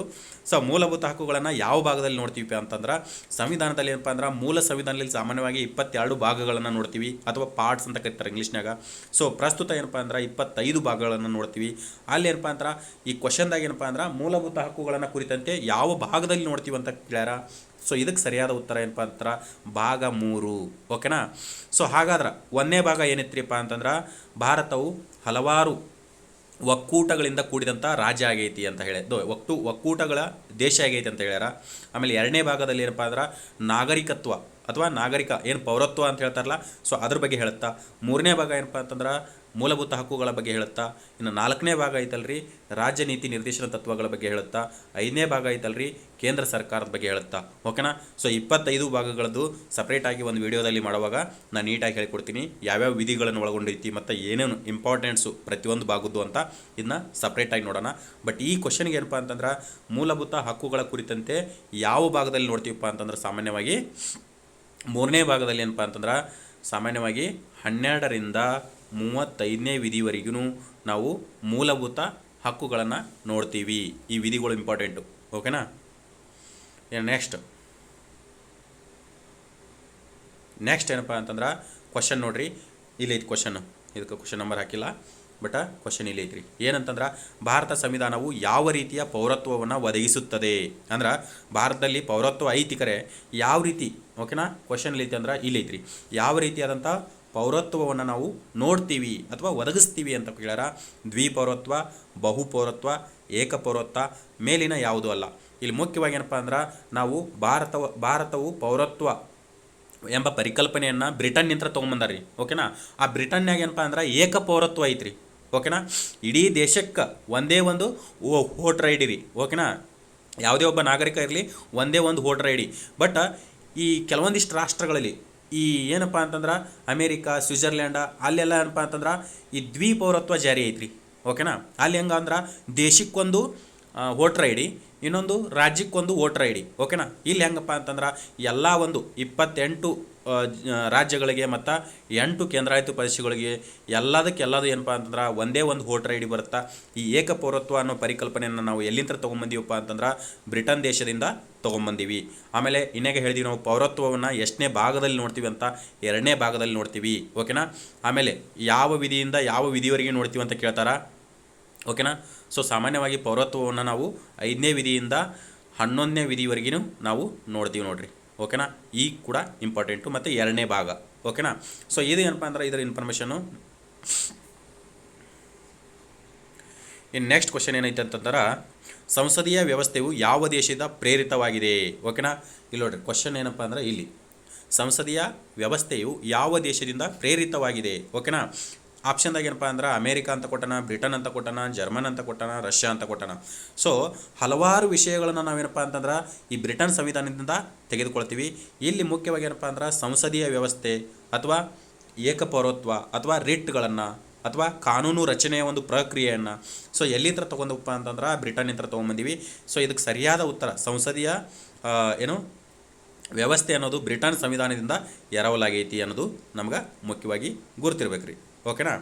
ಏನು ನೆಕ್ಸ್ಟ್ ಕ್ವಶನ್ ಏನಪ್ಪ ಅಂತಂದ್ರೆ ಭಾರತ ಸಂವಿಧಾನವು ಯಾವ ರಾಜ್ಯದಲ್ಲಿ ರಾಜ್ಯಪಾಲರಿಗೆ ವಿಶೇಷ ಅಧಿಕಾರವನ್ನು ನೀಡುತ್ತದೆ, ಓಕೆನಾ.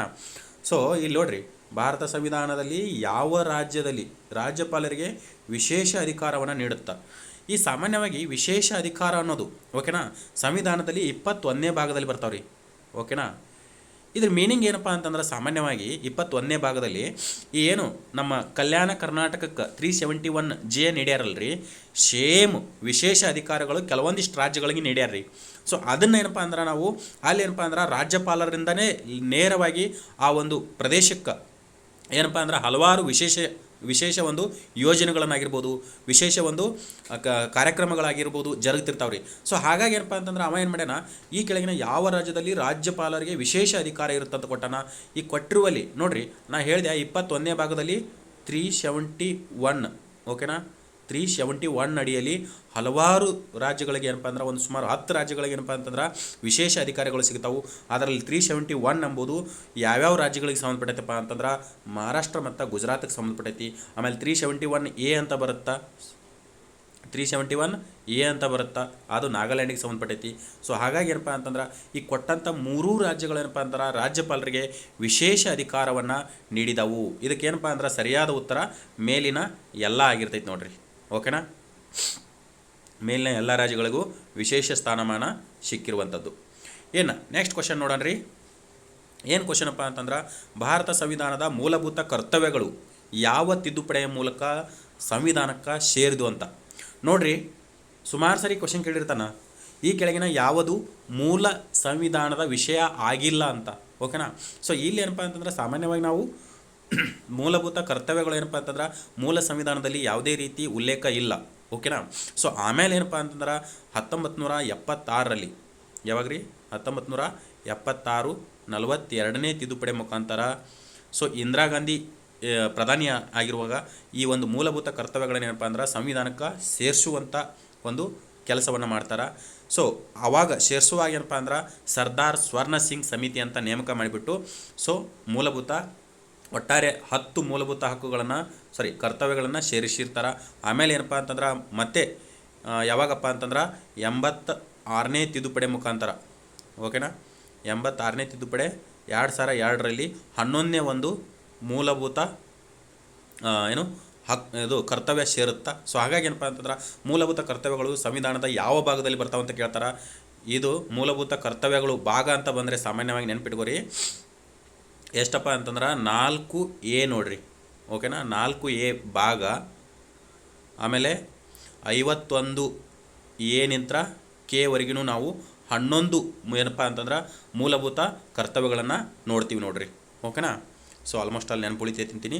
ಇದಕ್ಕೆ ಸರಿಯಾದ ಉತ್ತರ ಏನಪ್ಪ ಅಂತಂದ್ರೆ 42ನೇ ತಿದ್ದುಪಡಿ 1976 ಸರಿಯಾದ ಉತ್ತರ ಆಗಿರ್ತೈತಿ.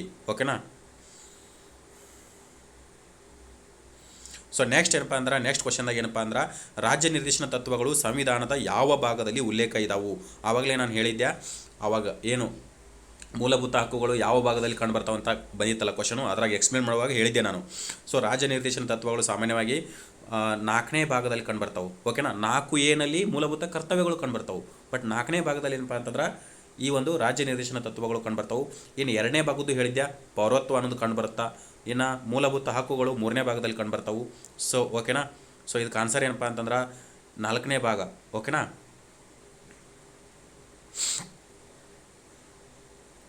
ಸೊ ಇನ್ನೊಂದು ಏನಪ್ಪ ಅಂದ್ರೆ ಇಲ್ಲೊಂದು ಕೊಟ್ಟಾನ 4A ಅಂತ, ಇದು ಐತಲ್ರಿ ಮೂಲಭೂತ ಕರ್ತವ್ಯಗಳು.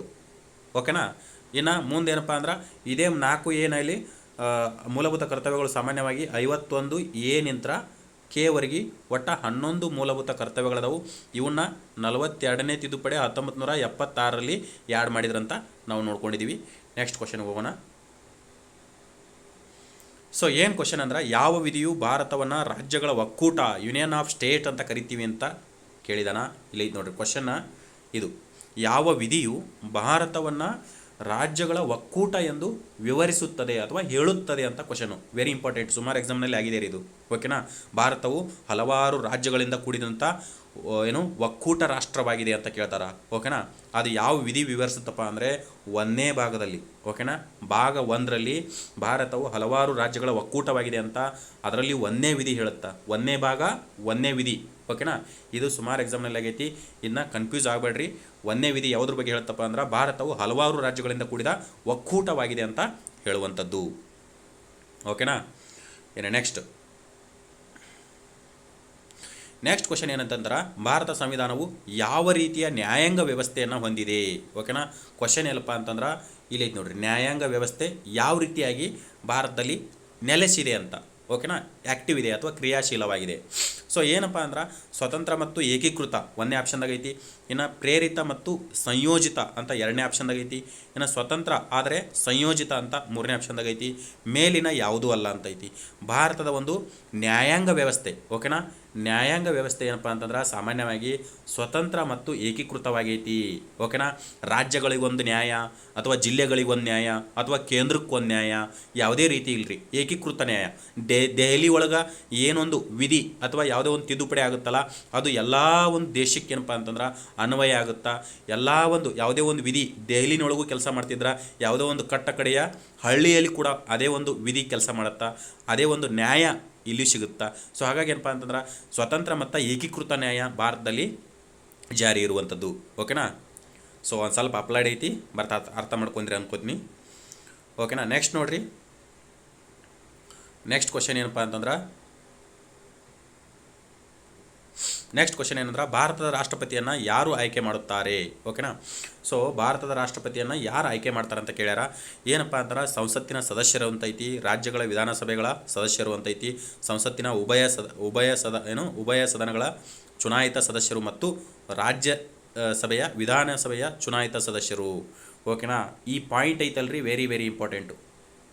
ಓಕೆನಾ, ಸೊ ಭಾರತದಲ್ಲಿ ಏನಪ್ಪ ಅಂತಂದ್ರೆ ಈ ರಾಷ್ಟ್ರಪತಿ, ಓಕೆನಾ, ನಾವೇನು ಪ್ರೆಸಿಡೆಂಟ್ ಅಂತ ಕರಿತೀವಲ್ಲ ಅವ್ರನ್ನ ಯಾರು ಆಯ್ಕೆ ಮಾಡ್ತಾರಪ್ಪ ಅಂತ ಕೇಳಿದ್ರೆ ಓನ್ಲಿ ಯಾರ್ಯಾರು ಏನಪ್ಪ ಅಂದ್ರೆ ಕೇಂದ್ರದಲ್ಲಿ ಚುನಾಯಿತ ಸದಸ್ಯರು ಯಾರು ಇರ್ತಾರಲ್ಲ ಅವರು, ಆಮೇಲೆ ರಾಜ್ಯದಲ್ಲಿ ಏನು ಚುನಾಯಿತ ಸದಸ್ಯರು ಇರ್ತಾರಲ್ರಿ ಅವರು ಮಾತ್ರ ಎಲೆಕ್ಟ್ ಮಾಡ್ತಾರೆ.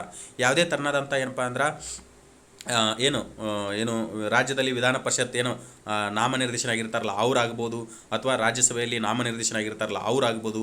ಯಾರೂ ಏನಪ್ಪ ಅಂತಂದ್ರೆ ಇದರಲ್ಲಿ ಭಾಗವಹಿಸಲ್ಲ. ಕೇವಲ ಏನಪ್ಪ ಅಂದ್ರೆ ಸಂಸತ್ತಿನ ಉಭಯ ಸದನಗಳ ಚುನಾಯಿತ ಸದಸ್ಯರು ಮಾತ್ರ ಏನಪ್ಪ ಅಂತಾರೆ ಭಾಗವಹಿಸಿರ್ತಾರೆ. ಕೆಲವೊಂದಿಷ್ಟು ನಾಮನಿರ್ದೇಶಿತ ಸದಸ್ಯರು ಬರ್ತಾರೆ ರೀ, ಅವರೆಲ್ಲ ಬರಲ್ರಿ. ಆಮೇಲೆ ರಾಜ್ಯದಲ್ಲಿ ಏನಪ್ಪ ಅಂತಂದ್ರೆ ಈ ವಿಧಾನ ಪರಿಷತ್ತಿಗೆ ನಾಮನಿರ್ದೇಶನ ಬರ್ತಾರೆ, ಅವರೆಲ್ಲ ಬರಲ್ರಿ. ಓಕೆನಾ. ಓನ್ಲಿ ಏನಪ್ಪ ಅಂದ್ರೆ ಚುನಾಯಿತ ಸದಸ್ಯರಿಂದ ಏನಪ್ಪ ಅಂತಂದ್ರೆ ಭಾರತದ ರಾಷ್ಟ್ರಪತಿಯವರು ಎಷ್ಟನೇ ವಿಧಿ ಮುಖಾಂತರಪ್ಪ ಅಂತಂದ್ರೆ 52ನೇ ವಿಧಿ ಮುಖಾಂತರ ಅವರ ಒಂದು ಸ್ಥಾನ ಇರ್ತೈತಿ. 54ನೇ ವಿಧಿ ಮುಖಾಂತರ ಅವ್ರನ್ನ ಚುನಾವಣೆ ಮಾಡಿ ಆಯ್ಕೆ ಮಾಡ್ತಾರೆ ರೀ. ಓಕೆನಾ. ನೆಕ್ಸ್ಟ್ ನೋಡಿರಿ ಆನ್ಸರ್ ಏನಂದ್ರೆ ಸಂಸತ್ತಿನ ಉಭಯ ಸದನಗಳ ಚುನಾಯಿತ ಸದಸ್ಯರು ಮತ್ತು ರಾಜ್ಯಗಳ ವಿಧಾನಸಭೆಯ ಚುನಾಯಿತ ಸದಸ್ಯರಿಂದ ಆಯ್ಕೆಯಾಗುವಂಥದ್ದು. ಓಕೆನಾ. ಇನ್ನು ನೆಕ್ಸ್ಟ್ ಏನಪ್ಪ ಅಂತಂದ್ರೆ ನೆಕ್ಸ್ಟ್ ಕ್ವಶನ್ ನೋಡಿರಿ, ಭಾರತ ಸಂವಿಧಾನವು ಯಾವ ರೀತಿಯ ಪ್ರಜಾಪ್ರಭುತ್ವವನ್ನು ಹೊಂದಿದೆ ಅಂತ. ಓಕೆನಾ. ಸೊ ಪ್ರಜಾಪ್ರಭುತ್ವ ಸಾಮಾನ್ಯವಾಗಿ ಏನಪ್ಪ ಅಂತಂದ್ರೆ ಅಬ್ರಾಹಿಂ ಲಿಂಕನ್ ಅವರು ಇದರ ವರ್ಡ್ ಬಗ್ಗೆ ಹೇಳ್ತಾರೆ, ಪ್ರಜೆಗಳಿಂದ ಪ್ರಜೆಗಳಿಗಾಗಿ ಪ್ರಜೆಗಳಿಗೋಸ್ಕರ ಇರುವಂಥ ಒಂದು ಏನು ಪ್ರಜಾಪ್ರಭುತ್ವವನ್ನು ನಾವು ಸಾಮಾನ್ಯವಾಗಿ ಅದರ ಡೆಫಿನಿಷನ್ನ ನೀಡುವಂಥದ್ದು. ಓಕೆನಾ. ಇಲ್ಲಿ ಏನಪ್ಪ ಅಂದ್ರೆ ನೇರ ಪ್ರಜಾಪ್ರಭುತ್ವ, ಪರೋಕ್ಷ ಪ್ರಜಾಪ್ರಭುತ್ವ, ಮೇಲಿನ ಎರಡು ಅಂತ. ಓಕೆನಾ. ಸೊ ಭಾರತದ ಒಂದು ಪ್ರಜಾಪ್ರಭುತ್ವ ಏನಪ್ಪ ಅಂದ್ರೆ ನಾವು ನೇರವಾದಂಥ ಏನು ಪ್ರಜಾಪ್ರಭುತ್ವ ಅಲ್ಲ, ಪರೋಕ್ಷ ಪ್ರಜಾಪ್ರಭುತ್ವ ಅಂತ ಸರಿಯಾದ ಉತ್ತರ ಅಂತ ನೋಡ್ರಿ. ಓಕೆನಾ. ಸೊ ಪರೋಕ್ಷವಾಗಿ ಏನಪ್ಪ ಅಂತಂದ್ರೆ ಈಗ ರಾಜ್ಯಪಾಲರನ್ನ ಜನರಿಂದನೇ ಆಯ್ಕೆ ಮಾಡೋಂಗಿಲ್ಲ.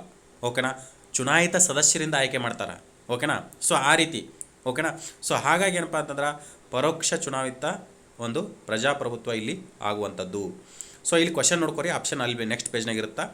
ಸೊ ಏನಂದ್ರೆ ಭಾರತ ಸಂವಿಧಾನದಲ್ಲಿ ಜಾತ್ಯತೀತ ಎಂಬ ಪದದ ಅರ್ಥವೇನು. ಓಕೆನಾ.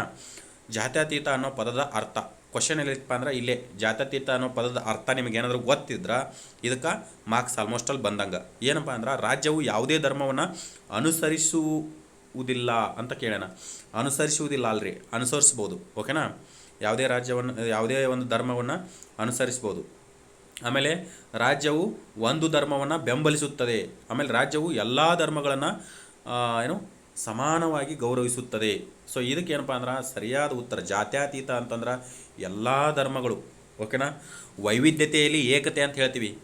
ಏನು ಭಾರತವನ್ನು ವೈವಿಧ್ಯತೆಯಲ್ಲಿ ಏಕತಾ ರಾಷ್ಟ್ರ ಅಂತ ಹೇಳ್ತೀವಿ. ಯಾವುದಕ್ಕಪ್ಪ ಅಂತಂದ್ರೆ ಬಿಕಾಸ್ ಆಫ್ ದಿಸ್ ಓನ್ಲಿ. ಏನಪ್ಪ ಅಂದ್ರೆ ರಾಜ್ಯವು ಎಲ್ಲ ಧರ್ಮವನ್ನು ಸಮಾನವಾಗಿ ಗೌರವಿಸುವಂಥ ಅಧಿಕಾರವನ್ನು ನೀಡಿರುವಂಥದ್ದು. ಅದರ ಸಂಬಂಧ ಏನಪ್ಪ ಅಂದ್ರೆ ನಾವು ಜಾತ್ಯತೀತ ಅನ್ನೋದು ಭಾರತದಲ್ಲಿ ಯಶಸ್ವಿಯಾಗಿ ಜಾರಿಯಾಗೈತೆ ಅಂತ ಹೇಳ್ತಾರೆ. ಓಕೆನಾ. ಸೊ ಇದಕ್ಕೆ ಸರಿಯಾದ ಉತ್ತರ ಏನಪ್ಪ ಅಂದ್ರೆ ಎಲ್ಲ ಧರ್ಮವನ್ನು ಸಮಾನತೆಯಿಂದ ಕಾಣುವಂಥದ್ದು. ಅದು ರಾಜ್ಯದ ಪಾಯಿಂಟ್ ಆಫ್ ವ್ಯೂ ಕೇಳೋಣ ಅಷ್ಟೇ. ಇನ್ನು ನೆಕ್ಸ್ಟ್, ಭಾರತ ಸಂವಿಧಾನವು ಯಾವ ಭಾಗವು ಪಂಚಾಯತ್ ರಾಜ್ ವ್ಯವಸ್ಥೆಯ ಬಗ್ಗೆ ವಿವರಿಸುತ್ತದೆ. ವೆರಿ ವೆರಿ ಇಂಪಾರ್ಟೆಂಟ್ ರೀ. ಓಕೆನಾ. ಪಂಚಾಯತ್ ರಾಜ್ಯಕ್ಕೆ ಏನಪ್ಪ ಅಂತಂದ್ರೆ ಸಾಮಾನ್ಯವಾಗಿ ಸಂವಿಧಾನ ಮೂಲ ಸಂವಿಧಾನ ರಚನೆ ಆಗಿರ್ತೈತಲ್ಲ ಆವಾಗ ಯಾವುದೇ ಸಾಂವಿಧಾನಿಕ ಸ್ಥಾನಮಾನ ಸಿಕ್ಕಿರಲಿಲ್ಲ. ಬಟ್ ಹಾಗೆ ಉಲ್ಲೇಖ ಇತ್ತು ಅಷ್ಟೇ. ಓಕೆನಾ. ಉಲ್ಲೇಖ ಇತ್ತು. ಸೊ ಆ ಉಲ್ಲೇಖ ಯಾವ ಒಂದು ಭಾಗದಲ್ಲಿ ನಾವು ನೋಡ್ತೀವಿ ಅಂತ ಕೇಳ್ತಾರ. ಸೊ ಯಾವ ಭಾಗದಲ್ಲಿಪ್ಪ ಅಂದ್ರೆ 9ನೇ ಭಾಗ. ಓಕೆನಾ.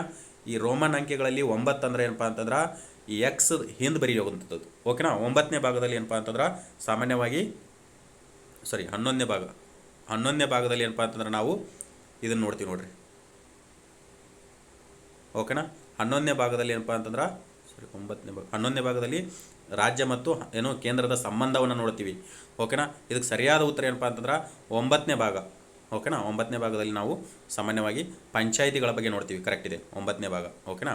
11ನೇ ಭಾಗ ಕೇಂದ್ರ ಮತ್ತು ರಾಜ್ಯದ ಸಂಬಂಧವನ್ನು ನೋಡ್ತೀವಿ, ಅದು ಬೇರೆ. ಓಕೆನಾ. ಸೊ ಈ ಪಂಚಾಯಿತಿ ಬಗ್ಗೆ ಏನಪ್ಪ ಅಂತಂದ್ರೆ ಮೊದಲು ಏನಪ್ಪ ಅಂದ್ರೆ ಸಾಂವಿಧಾನಿಕ ಸ್ಥಾನಮಾನ ಇರ್ತಿರ್ಲಿಲ್ಲ ರೀ. ಓಕೆನಾ. ಭಾರತದಲ್ಲಿ ಮೊಟ್ಟ ಮೊದಲ ಒಂದು ಪಂಚಾಯಿತಿ ಎಲ್ಲಿಪ್ಪ ಅಂತಂದ್ರೆ ಮೊಟ್ಟ ಮೊದಲು ನಾಗೋರ್. ಓಕೆನಾ. ರಾಜಸ್ಥಾನದ ನಾಗೋರ್ನಲ್ಲಿ 1959 ಅಕ್ಟೋಬರ್ 2 ಆಗುತ್ತೆ ರೀ. ಆವಾಗ ಏನಪ್ಪ ಅಂದ್ರೆ ಸಾಮಾನ್ಯವಾಗಿ ಸಾಂವಿಧಾನಿಕ ಇರಲಿಲ್ಲ ರೀ, ರಚನೆಗೊಳ್ಳುತ್ತೆ ಬಟ್ ಸಾಂವಿಧಾನಿಕ ಇರಲಿಲ್ಲ.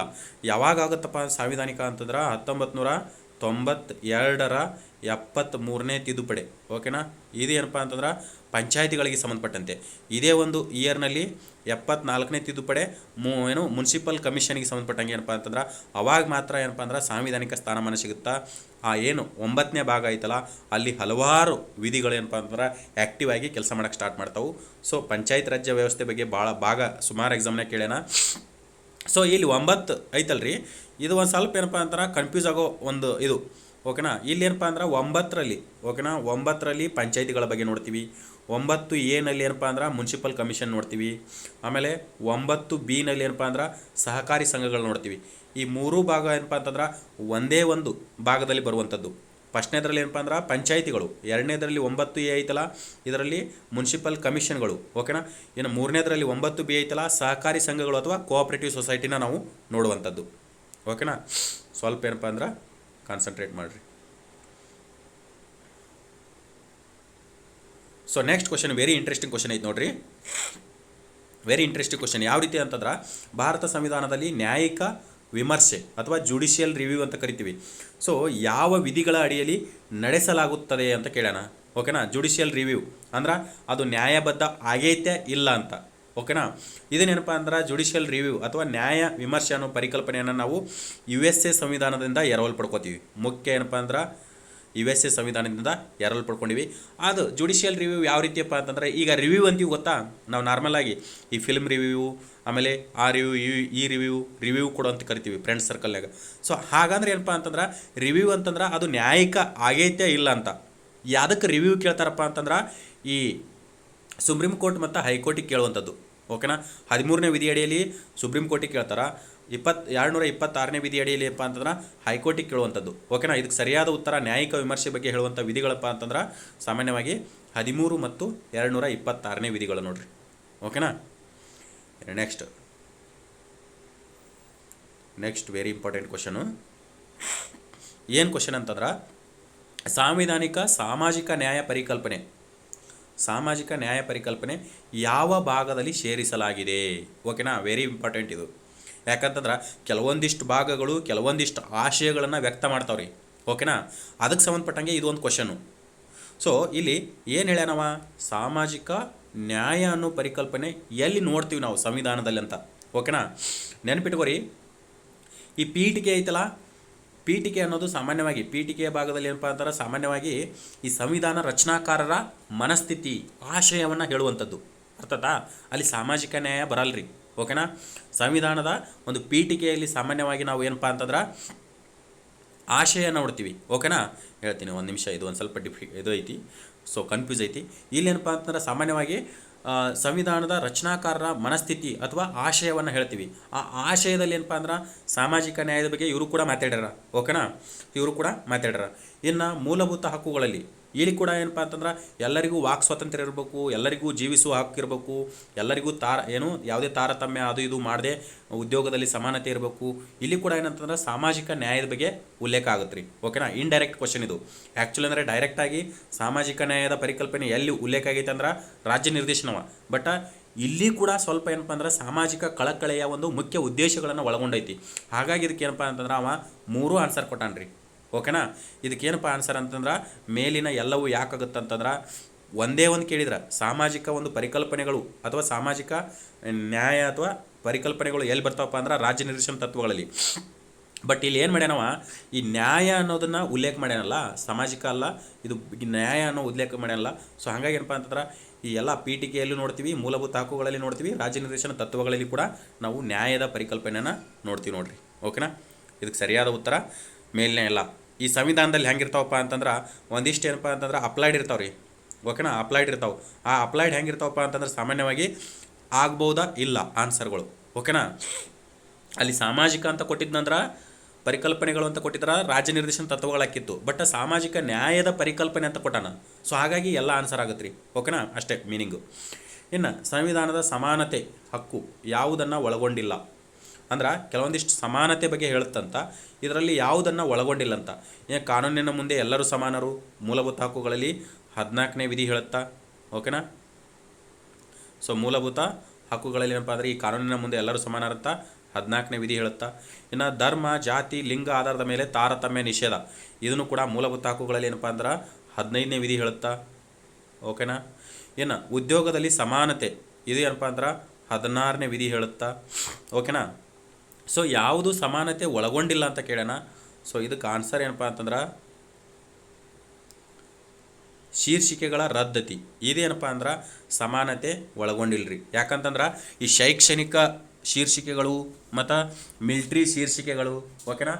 ಬಿರುದು ಬಾವಲಿಗಳು ಅಂತಾರಲ್ಲ ಅದೇ ರೀ ಶೀರ್ಷಿಕೆ ಅಂತಂದ್ರೆ, ಓಕೆನಾ. ಸೊ ಅವುಗಳಿಗೆ ಏನಪ್ಪ ಅಂತಂದ್ರೆ ಅವರು ಹೊಂದಬಹುದು. ಬೇರೆದವ್ರು ಈ ಪದ್ಮಶ್ರೀ ಆಮೇಲೆ ಪದ್ಮವಿಭೂಷಣ ಭಾರತ ರತ್ನ ಇಂಥವೆಲ್ಲ ಅವರು ಬರೆಯಂಗಿಲ್ರಿ ಅವ್ರ ಹಿಂದೆ ನೇಮಿಂದ. ಓನ್ಲಿ ಏನಂದ್ರೆ ಈ ಶೈಕ್ಷಣಿಕ ಹಾಗೂ ಮಿಲ್ಟ್ರಿ ಏನು ಅವರು ಶೀರ್ಷಿಕೆಗಳಿರ್ತಾವಲ್ಲ ಅವ್ರು ಮಾತ್ರ ಯೂಸ್ ಮಾಡ್ಬೋದು ರೀ. ಇದು ಎಷ್ಟನೇ ವಿಧಿ ಹೇಳತ್ತಂತ ಕೇಳ್ತಾರೆ? 18ನೇ ವಿಧಿ ನೋಡ್ರಿ. ಓಕೆನಾ. ಸೊ ಈ ಒಂದು ಕ್ವಶನ್ನಲ್ಲಿ ನಮ್ಗೆ ಕಾನೂನಿನ ಮುಂದೆ ಎಲ್ಲರೂ ಸಮಾನರು 14ನೇ ವಿಧಿ, ತಾರತಮ್ಯ ನಿಷೇಧ 15ನೇ ವಿಧಿ, ಉದ್ಯೋಗದಲ್ಲಿ ಸಮಾನತೆ 16ನೇ ವಿಧಿ, ಇನ್ನು 18ನೇ ವಿಧಿ ಏನಪ್ಪ ಅಂದ್ರೆ ಶೀರ್ಷಿಕೆಗಳ ರದ್ದತಿ ಬಗ್ಗೆ ಹೇಳುತ್ತಾ. ಸೊ ಇದು ಏನಪ್ಪ ಅಂದ್ರೆ ಸಮಾನತೆ ಅನ್ನೋ ಪರಿಕಲ್ಪನೆ ಬರಲ್ರಿ ಇಲ್ಲಿ. ಓಕೆನಾ. ಇನ್ನು ನೆಕ್ಸ್ಟ್, ಸ್ವಾತಂತ್ರ್ಯದ ಹಕ್ಕು ಸಂವಿಧಾನದ ಯಾವ ವಿಧಿಯಲ್ಲಿ ಉಲ್ಲೇಖವಾಗಿದೆ? ಓಕೆನಾ. ಸೊ ಈ ವರ್ಡ್ ಇಂಪಾರ್ಟೆಂಟ್ ರೀ. ಓಕೆನಾ. ಈ ವರ್ಡ್ ಇಂಪಾರ್ಟೆಂಟು ಏನಂತಂದ್ರೆ ಮೂಲಭೂತ ಹಕ್ಕುಗಳು ಏನು ಅವಾಗಲೇ ನಾನು ಹೇಳಿದ್ನಲ್ಲ 12ರಿಂದ 35ನೇ ವಿಧಿವರೆಗೂ ಬರ್ತಾವಂತ ಹೇಳಿದೆ. ಓಕೆನಾ. 35ನೇ ವಿಧಿವರೆಗೂ ಏನು ಮೂಲಭೂತ ಹಕ್ಕುಗಳು ಇರ್ತಾವೆ. ಸೊ ಅದರಲ್ಲಿ ಏನಪ್ಪ ಅಂತಂದ್ರೆ ಈ 14ರಿಂದ 18 ಸಮಾನತೆಯ ಹಕ್ಕುಗಳಂತ ಕರೀತಾರೆ.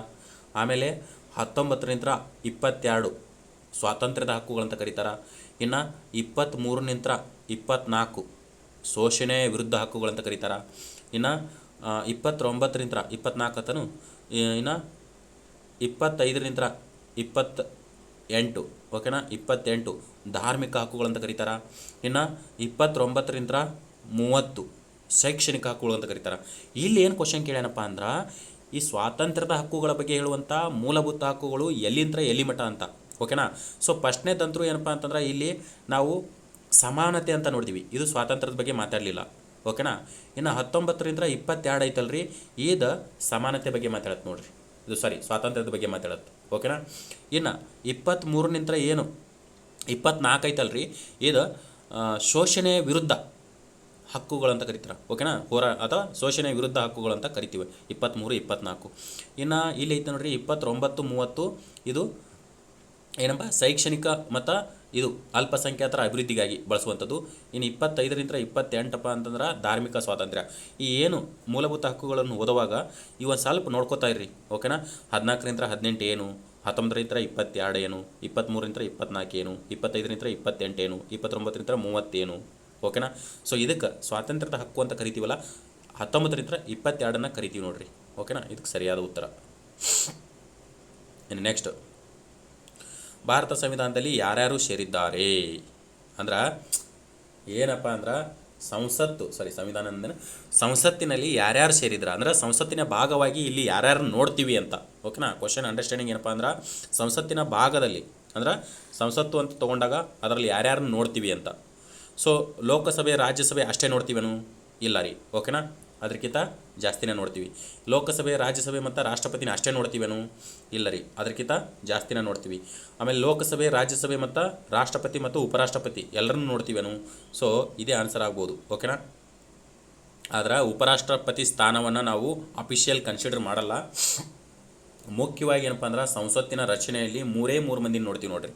ಓಕೆನಾ. ಉಪರಾಷ್ಟ್ರಪತಿ ಬರುತ್ತೆ ಅಂದ್ಕೊಂಡಿದ್ದೆ ನಾನು. ಇಲ್ಲ, ಓನ್ಲಿ ಲೋಕಸಭೆ ರಾಜ್ಯಸಭೆ ಮತ್ತು ರಾಷ್ಟ್ರಪತಿ ಮೂರನ್ನು ಏನಪ್ಪ ಅಂತಂದ್ರೆ 3 ಪೋಸ್ಟ್ಗಳನ್ನು ನಾವು ಸಾಮಾನ್ಯವಾಗಿ ಸಂಸತ್ತಿನಲ್ಲಿ ನೋಡುವಂಥದ್ದು. ಓಕೆನಾ. ಡನ್. ಯಾಕಂದ್ರೆ ರಾಜ್ಯಸಭೆ ಬಂದೈತಂದ್ರೆ ಅಲ್ಲಿ ಉಪರಾಷ್ಟ್ರಪತಿ ಬಂದಿರ್ತಾನೆ, ಹಾಗಾಗಿ ಅವ್ನು ಸಪ್ರೇಟ್ ತೊಗೊಂಡಿಲ್ರಿ. ಈಗ ನೋಡಿರಿ ಲೋಕಸಭೆ ಮತ್ತು ಏನಪ್ಪ ಅಂತಂದ್ರೆ ಇಲ್ಲೈತೆ ನೋಡಿರಿ. ಈಗ ಲೋಕಸಭೆ ಆಮೇಲೆ ರಾಜ್ಯಸಭೆ ಅಂತ ಬಂತಂದ್ರೆ ಅಲ್ಲಿ ಉಪರಾಷ್ಟ್ರಪತಿ ಬಂದಿರ್ತಾನೆ, ಆಮೇಲೆ ರಾಷ್ಟ್ರಪತಿ. ಓಕೆನಾ. ಸೊ ಹಾಗಾಗಿ ಏನಪ್ಪ ಅಂದ್ರೆ ಇದೇ ಆಪ್ಷನ್ ಅವರು ಎಲೆಕ್ಟ್ ಮಾಡ್ಕೊಂಡಿರ್ತಾರೆ. ರೈಟ್ ಇದೆ. ಓಕೆನಾ. ಉಪರಾಷ್ಟ್ರಪತಿ ಸಪ್ರೇಟಾಗಿ ಬರಲ್ಲ, ರಾಜ್ಯಸಭೆಯಲ್ಲಿ ಬರ್ತಾನೆ ಅವನು. ಓಕೆನಾ. ಇನ್ನು ನೆಕ್ಸ್ಟ್, ಭಾರತೀಯ ಸಂವಿಧಾನವು ಯಾವ ಭಾಗದಲ್ಲಿ ಓಕೆನಾ ಈ ತುರ್ತು ಪರಿಸ್ಥಿತಿ ಸಂಬಂಧಿಸಿದೆ ಅಂತ ಕೇಳೋಣ. ಓಕೆನಾ. ನಾ ಏನು 25 ಭಾಗಗಳನ್ನ ಹೇಳ್ತೀನಂದೆಲ್ಲ. ಸೊ ಅದರಲ್ಲಿ ಏನಪ್ಪ ಅಂತಂದ್ರೆ ಇಂಪಾರ್ಟೆಂಟ್ ಕೆಲವೊಂದಿಷ್ಟು ಭಾಗಗಳದಾವ್ರಿ. ಚುನಾವಣಾ ಆಯೋಗ, ಆಮೇಲೆ ತುರ್ತು ಪರಿಸ್ಥಿತಿ, ಇಂಥವೆಲ್ಲ ಭಾಗಗಳದಾವಲ್ರಿ, ವೆರಿ ಇಂಪಾರ್ಟೆಂಟು. ಓಕೆನಾ. ಸೊ ಇದು ತುರ್ತು ಪರಿಸ್ಥಿತಿ ಬಗ್ಗೆ ಮಾತಾಡುವಂಥ ಭಾಗ ಯಾವುದಪ್ಪ ಅಂದ್ರೆ 18ನೇ ಭಾಗದಲ್ಲಿ ಮಾತಾಡ್ತಾರೆ ರೀ. ಓಕೆನಾ. ಸೊ ಈ 17ನೇ ಭಾಗ ಐತಲ್ರಿ ಮ್ಯಾಗ ಇಲ್ಲೈತಲ್ಲ, ಇದು ಭಾಷೆಗಳ ಬಗ್ಗೆ ಹೇಳತ್ರಿ. ಓಕೆನಾ. ಇನ್ನು 19ನೇ ಭಾಗ ಐತಲ್ರಿ, ಇದು ವಿಶೇಷ ಅಧಿಕಾರಗಳ ಬಗ್ಗೆ ಹೇಳತ್ರಿ. ಓಕೆನಾ. ಇನ್ನು 20ನೇ ಭಾಗ ಐತಲ್ಲ ಸಾಂವಿಧಾನಿಕ ತಿದ್ದುಪಡಿ, ಏನು 368ನೇ ವಿಧಿ ಅಡಿಯಲ್ಲಿ ನಾವು ಸಂವಿಧಾನಕ್ಕೆ ತಿದ್ದುಪಡಿ ಮಾಡ್ತೀವಲ್ರಿ, ಅದ್ರ ಬಗ್ಗೆ ಹೇಳತ್ರಿ. ಓಕೆನಾ. ಇದು ಐತಲ್ಲ ಭಾಷೆಗಳ ಬಗ್ಗೆ ಹೇಳತ್ರಿ. ಸೊ ಕೆಲವೊಂದಿಷ್ಟು ಸರಿ ಏನಪ್ಪ ಅಂತಂದ್ರೆ ನಮಗೆ ಬೇರೆ ಗೊತ್ತಿರ್ತಾವೆ, ಆನ್ಸರ್ ಗೊತ್ತಿರ್ಲಿಕ್ಕಂದ್ರೂ ಎಲಿಮಿನೇಷನ್ ಮಾಡಿ ಹಾಕ್ಬೋದು ರೀ. ಓಕೆನಾ? ಸೊ ಇದು ಸರಿಯಾದ ಉತ್ತರ 18ನೇ ಭಾಗ. ಓಕೆನಾ? ಇನ್ನು ನೆಕ್ಸ್ಟ್ ಏನು ಕೊಟ್ಟಾನ? ಸಂವಿಧಾನದ ಶೀರ್ಷಿಕೆಗಳ ರದ್ದತಿ ಯಾವ ಮೂಲಭೂತ ಹಕ್ಕಿನ ಅಡಿಯಲ್ಲಿ ಬರುತ್ತದೆ? ಓಕೆನಾ? ನಾ ಆವಾಗಲೇ ಹೇಳಿದೆ 18ನೇ ವಿಧಿ ಅಡಿಯಲ್ಲಿ ಏನಪ್ಪ ಅಂತಾರೆ ಈ ಶೀರ್ಷಿಕೆಗಳ ರದ್ದತಿ ಆಗುತ್ತಂತ ಹೇಳಿದ್ದೆ. ಓಕೆನಾ? ಒಂದು ಕ್ವಶನ್ ಡಿಸ್ಕಷನ್ ಮಾಡುವಾಗ. ಸೊ ಈ 18ನೇ ವಿಧಿ ಈ ಕೆಳಗಿನ ಯಾವ ಹಕ್ಕುಗಳಲ್ಲಿ ಒಳಗೊಂಡೈತಿ ಅಂತ. ಓಕೆನಾ? ಈಗ ಸಮಾನತೆ ಹಕ್ಕುಗಳು ಎಲ್ಲಿಂದ ಎಲ್ಲಿ ಮಟ್ಟ ಬರ್ತಾವೆ ಅಂತಂದೆ ನಾನು? 14ರಿಂದ 18ರವರೆಗೆ ಬರ್ತಾವು ಅಂತ ಹೇಳಿದ್ದೆ. ಸೊ ಹಾಗಾಗಿ ಏನಪ್ಪ ಅಂತಂದ್ರೆ ಈ ಶೀರ್ಷಿಕೆಗಳ ರದ್ದತಿ ಅನ್ನೋದು ಸಮಾನತೆ ಹಕ್ಕಿನ ಅಡಿಯಲ್ಲಿ ಬರುತ್ತದೆ. ಓಕೆನಾ? ಇನ್ನು ಸ್ವಾತಂತ್ರ್ಯದ ಹಕ್ಕುಗಳಂತ ಬರ್ತಾವು. ಇದೇನಪ್ಪ ಅಂದ್ರೆ 19ರಿಂದ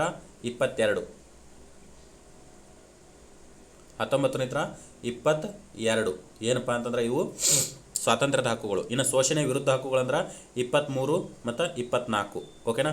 ಸೊ ಹಾಗಾಗಿ ಏನಪ್ಪ ಅಂದ್ರೆ ಸಾಂಸ್ಕೃತಿಕ ಮತ್ತು ಶೈಕ್ಷಣಿಕ ಹಕ್ಕುಗಳಂತ ನಾವು ಎಲ್ಲಿಂದ ಎಲ್ಲಿ ಮಟ್ಟ ಕರಿತೀವಪ್ಪ ಅಂದ್ರೆ ಸಾಮಾನ್ಯವಾಗಿ 29 ಮತ್ತು 30 ಕರಿತೀವಿ.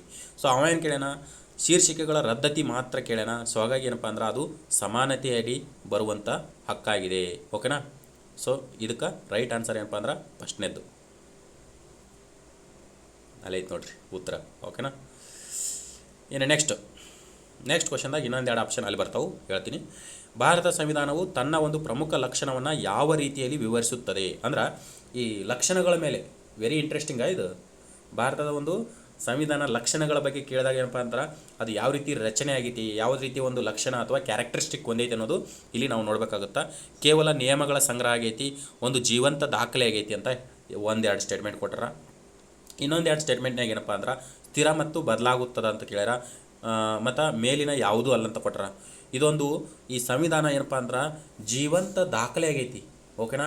ಸಂವಿಧಾನ ಏನಪ್ಪ ಅಂದ್ರೆ ಎಲ್ಲರ ಲೈಫ್ನಾಗೂ ಇಂಪಾರ್ಟೆಂಟ್ ಆಗುತ್ತೆ ರೀ. ನೋಡಿರಿ, ಇವ್ರ ಲೈಫ್ನಾಗ ಇಂಪಾರ್ಟೆಂಟ್ ಅಲ್ರಿ ಅಂತ ಯಾರೂ ಹೇಳೋಂಗಿಲ್ಲ.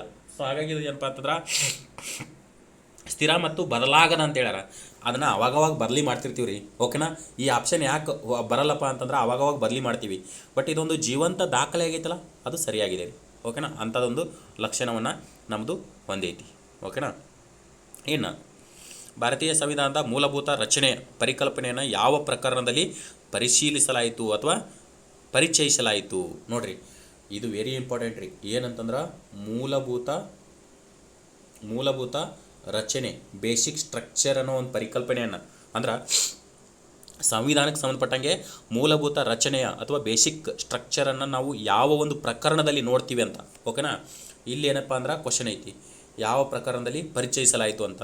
Very important. ಅಂದ್ರೆ ನೀವು ಸಂವಿಧಾನ ಬದಲಿ ಮಾಡ್ತಿರಲ್ಲ ಅಂದ್ರೆ ಬದಲಾವಣೆ ಮಾಡ್ತಿರ್ತಿರಲ್ಲ ಮಾಡಿರಿ. ಓಕೆನಾ? ಸಂವಿಧಾನದ ಬದಲಾವಣೆ ಮಾಡ್ತಿರ್ತಿರಲ್ಲ ಮಾಡಿರಿ. ಆದ್ರೆ ಯಾವುದೇ ಥರನಾದಂಥ ಮೂಲ ಸಂವಿಧಾನಕ್ಕೆ ಬದಲಾವಣೆ ಆಗದೇ ಇರೋಂಗೆ ನೋಡ್ಕೊಡ್ರಿ ಅಂತ.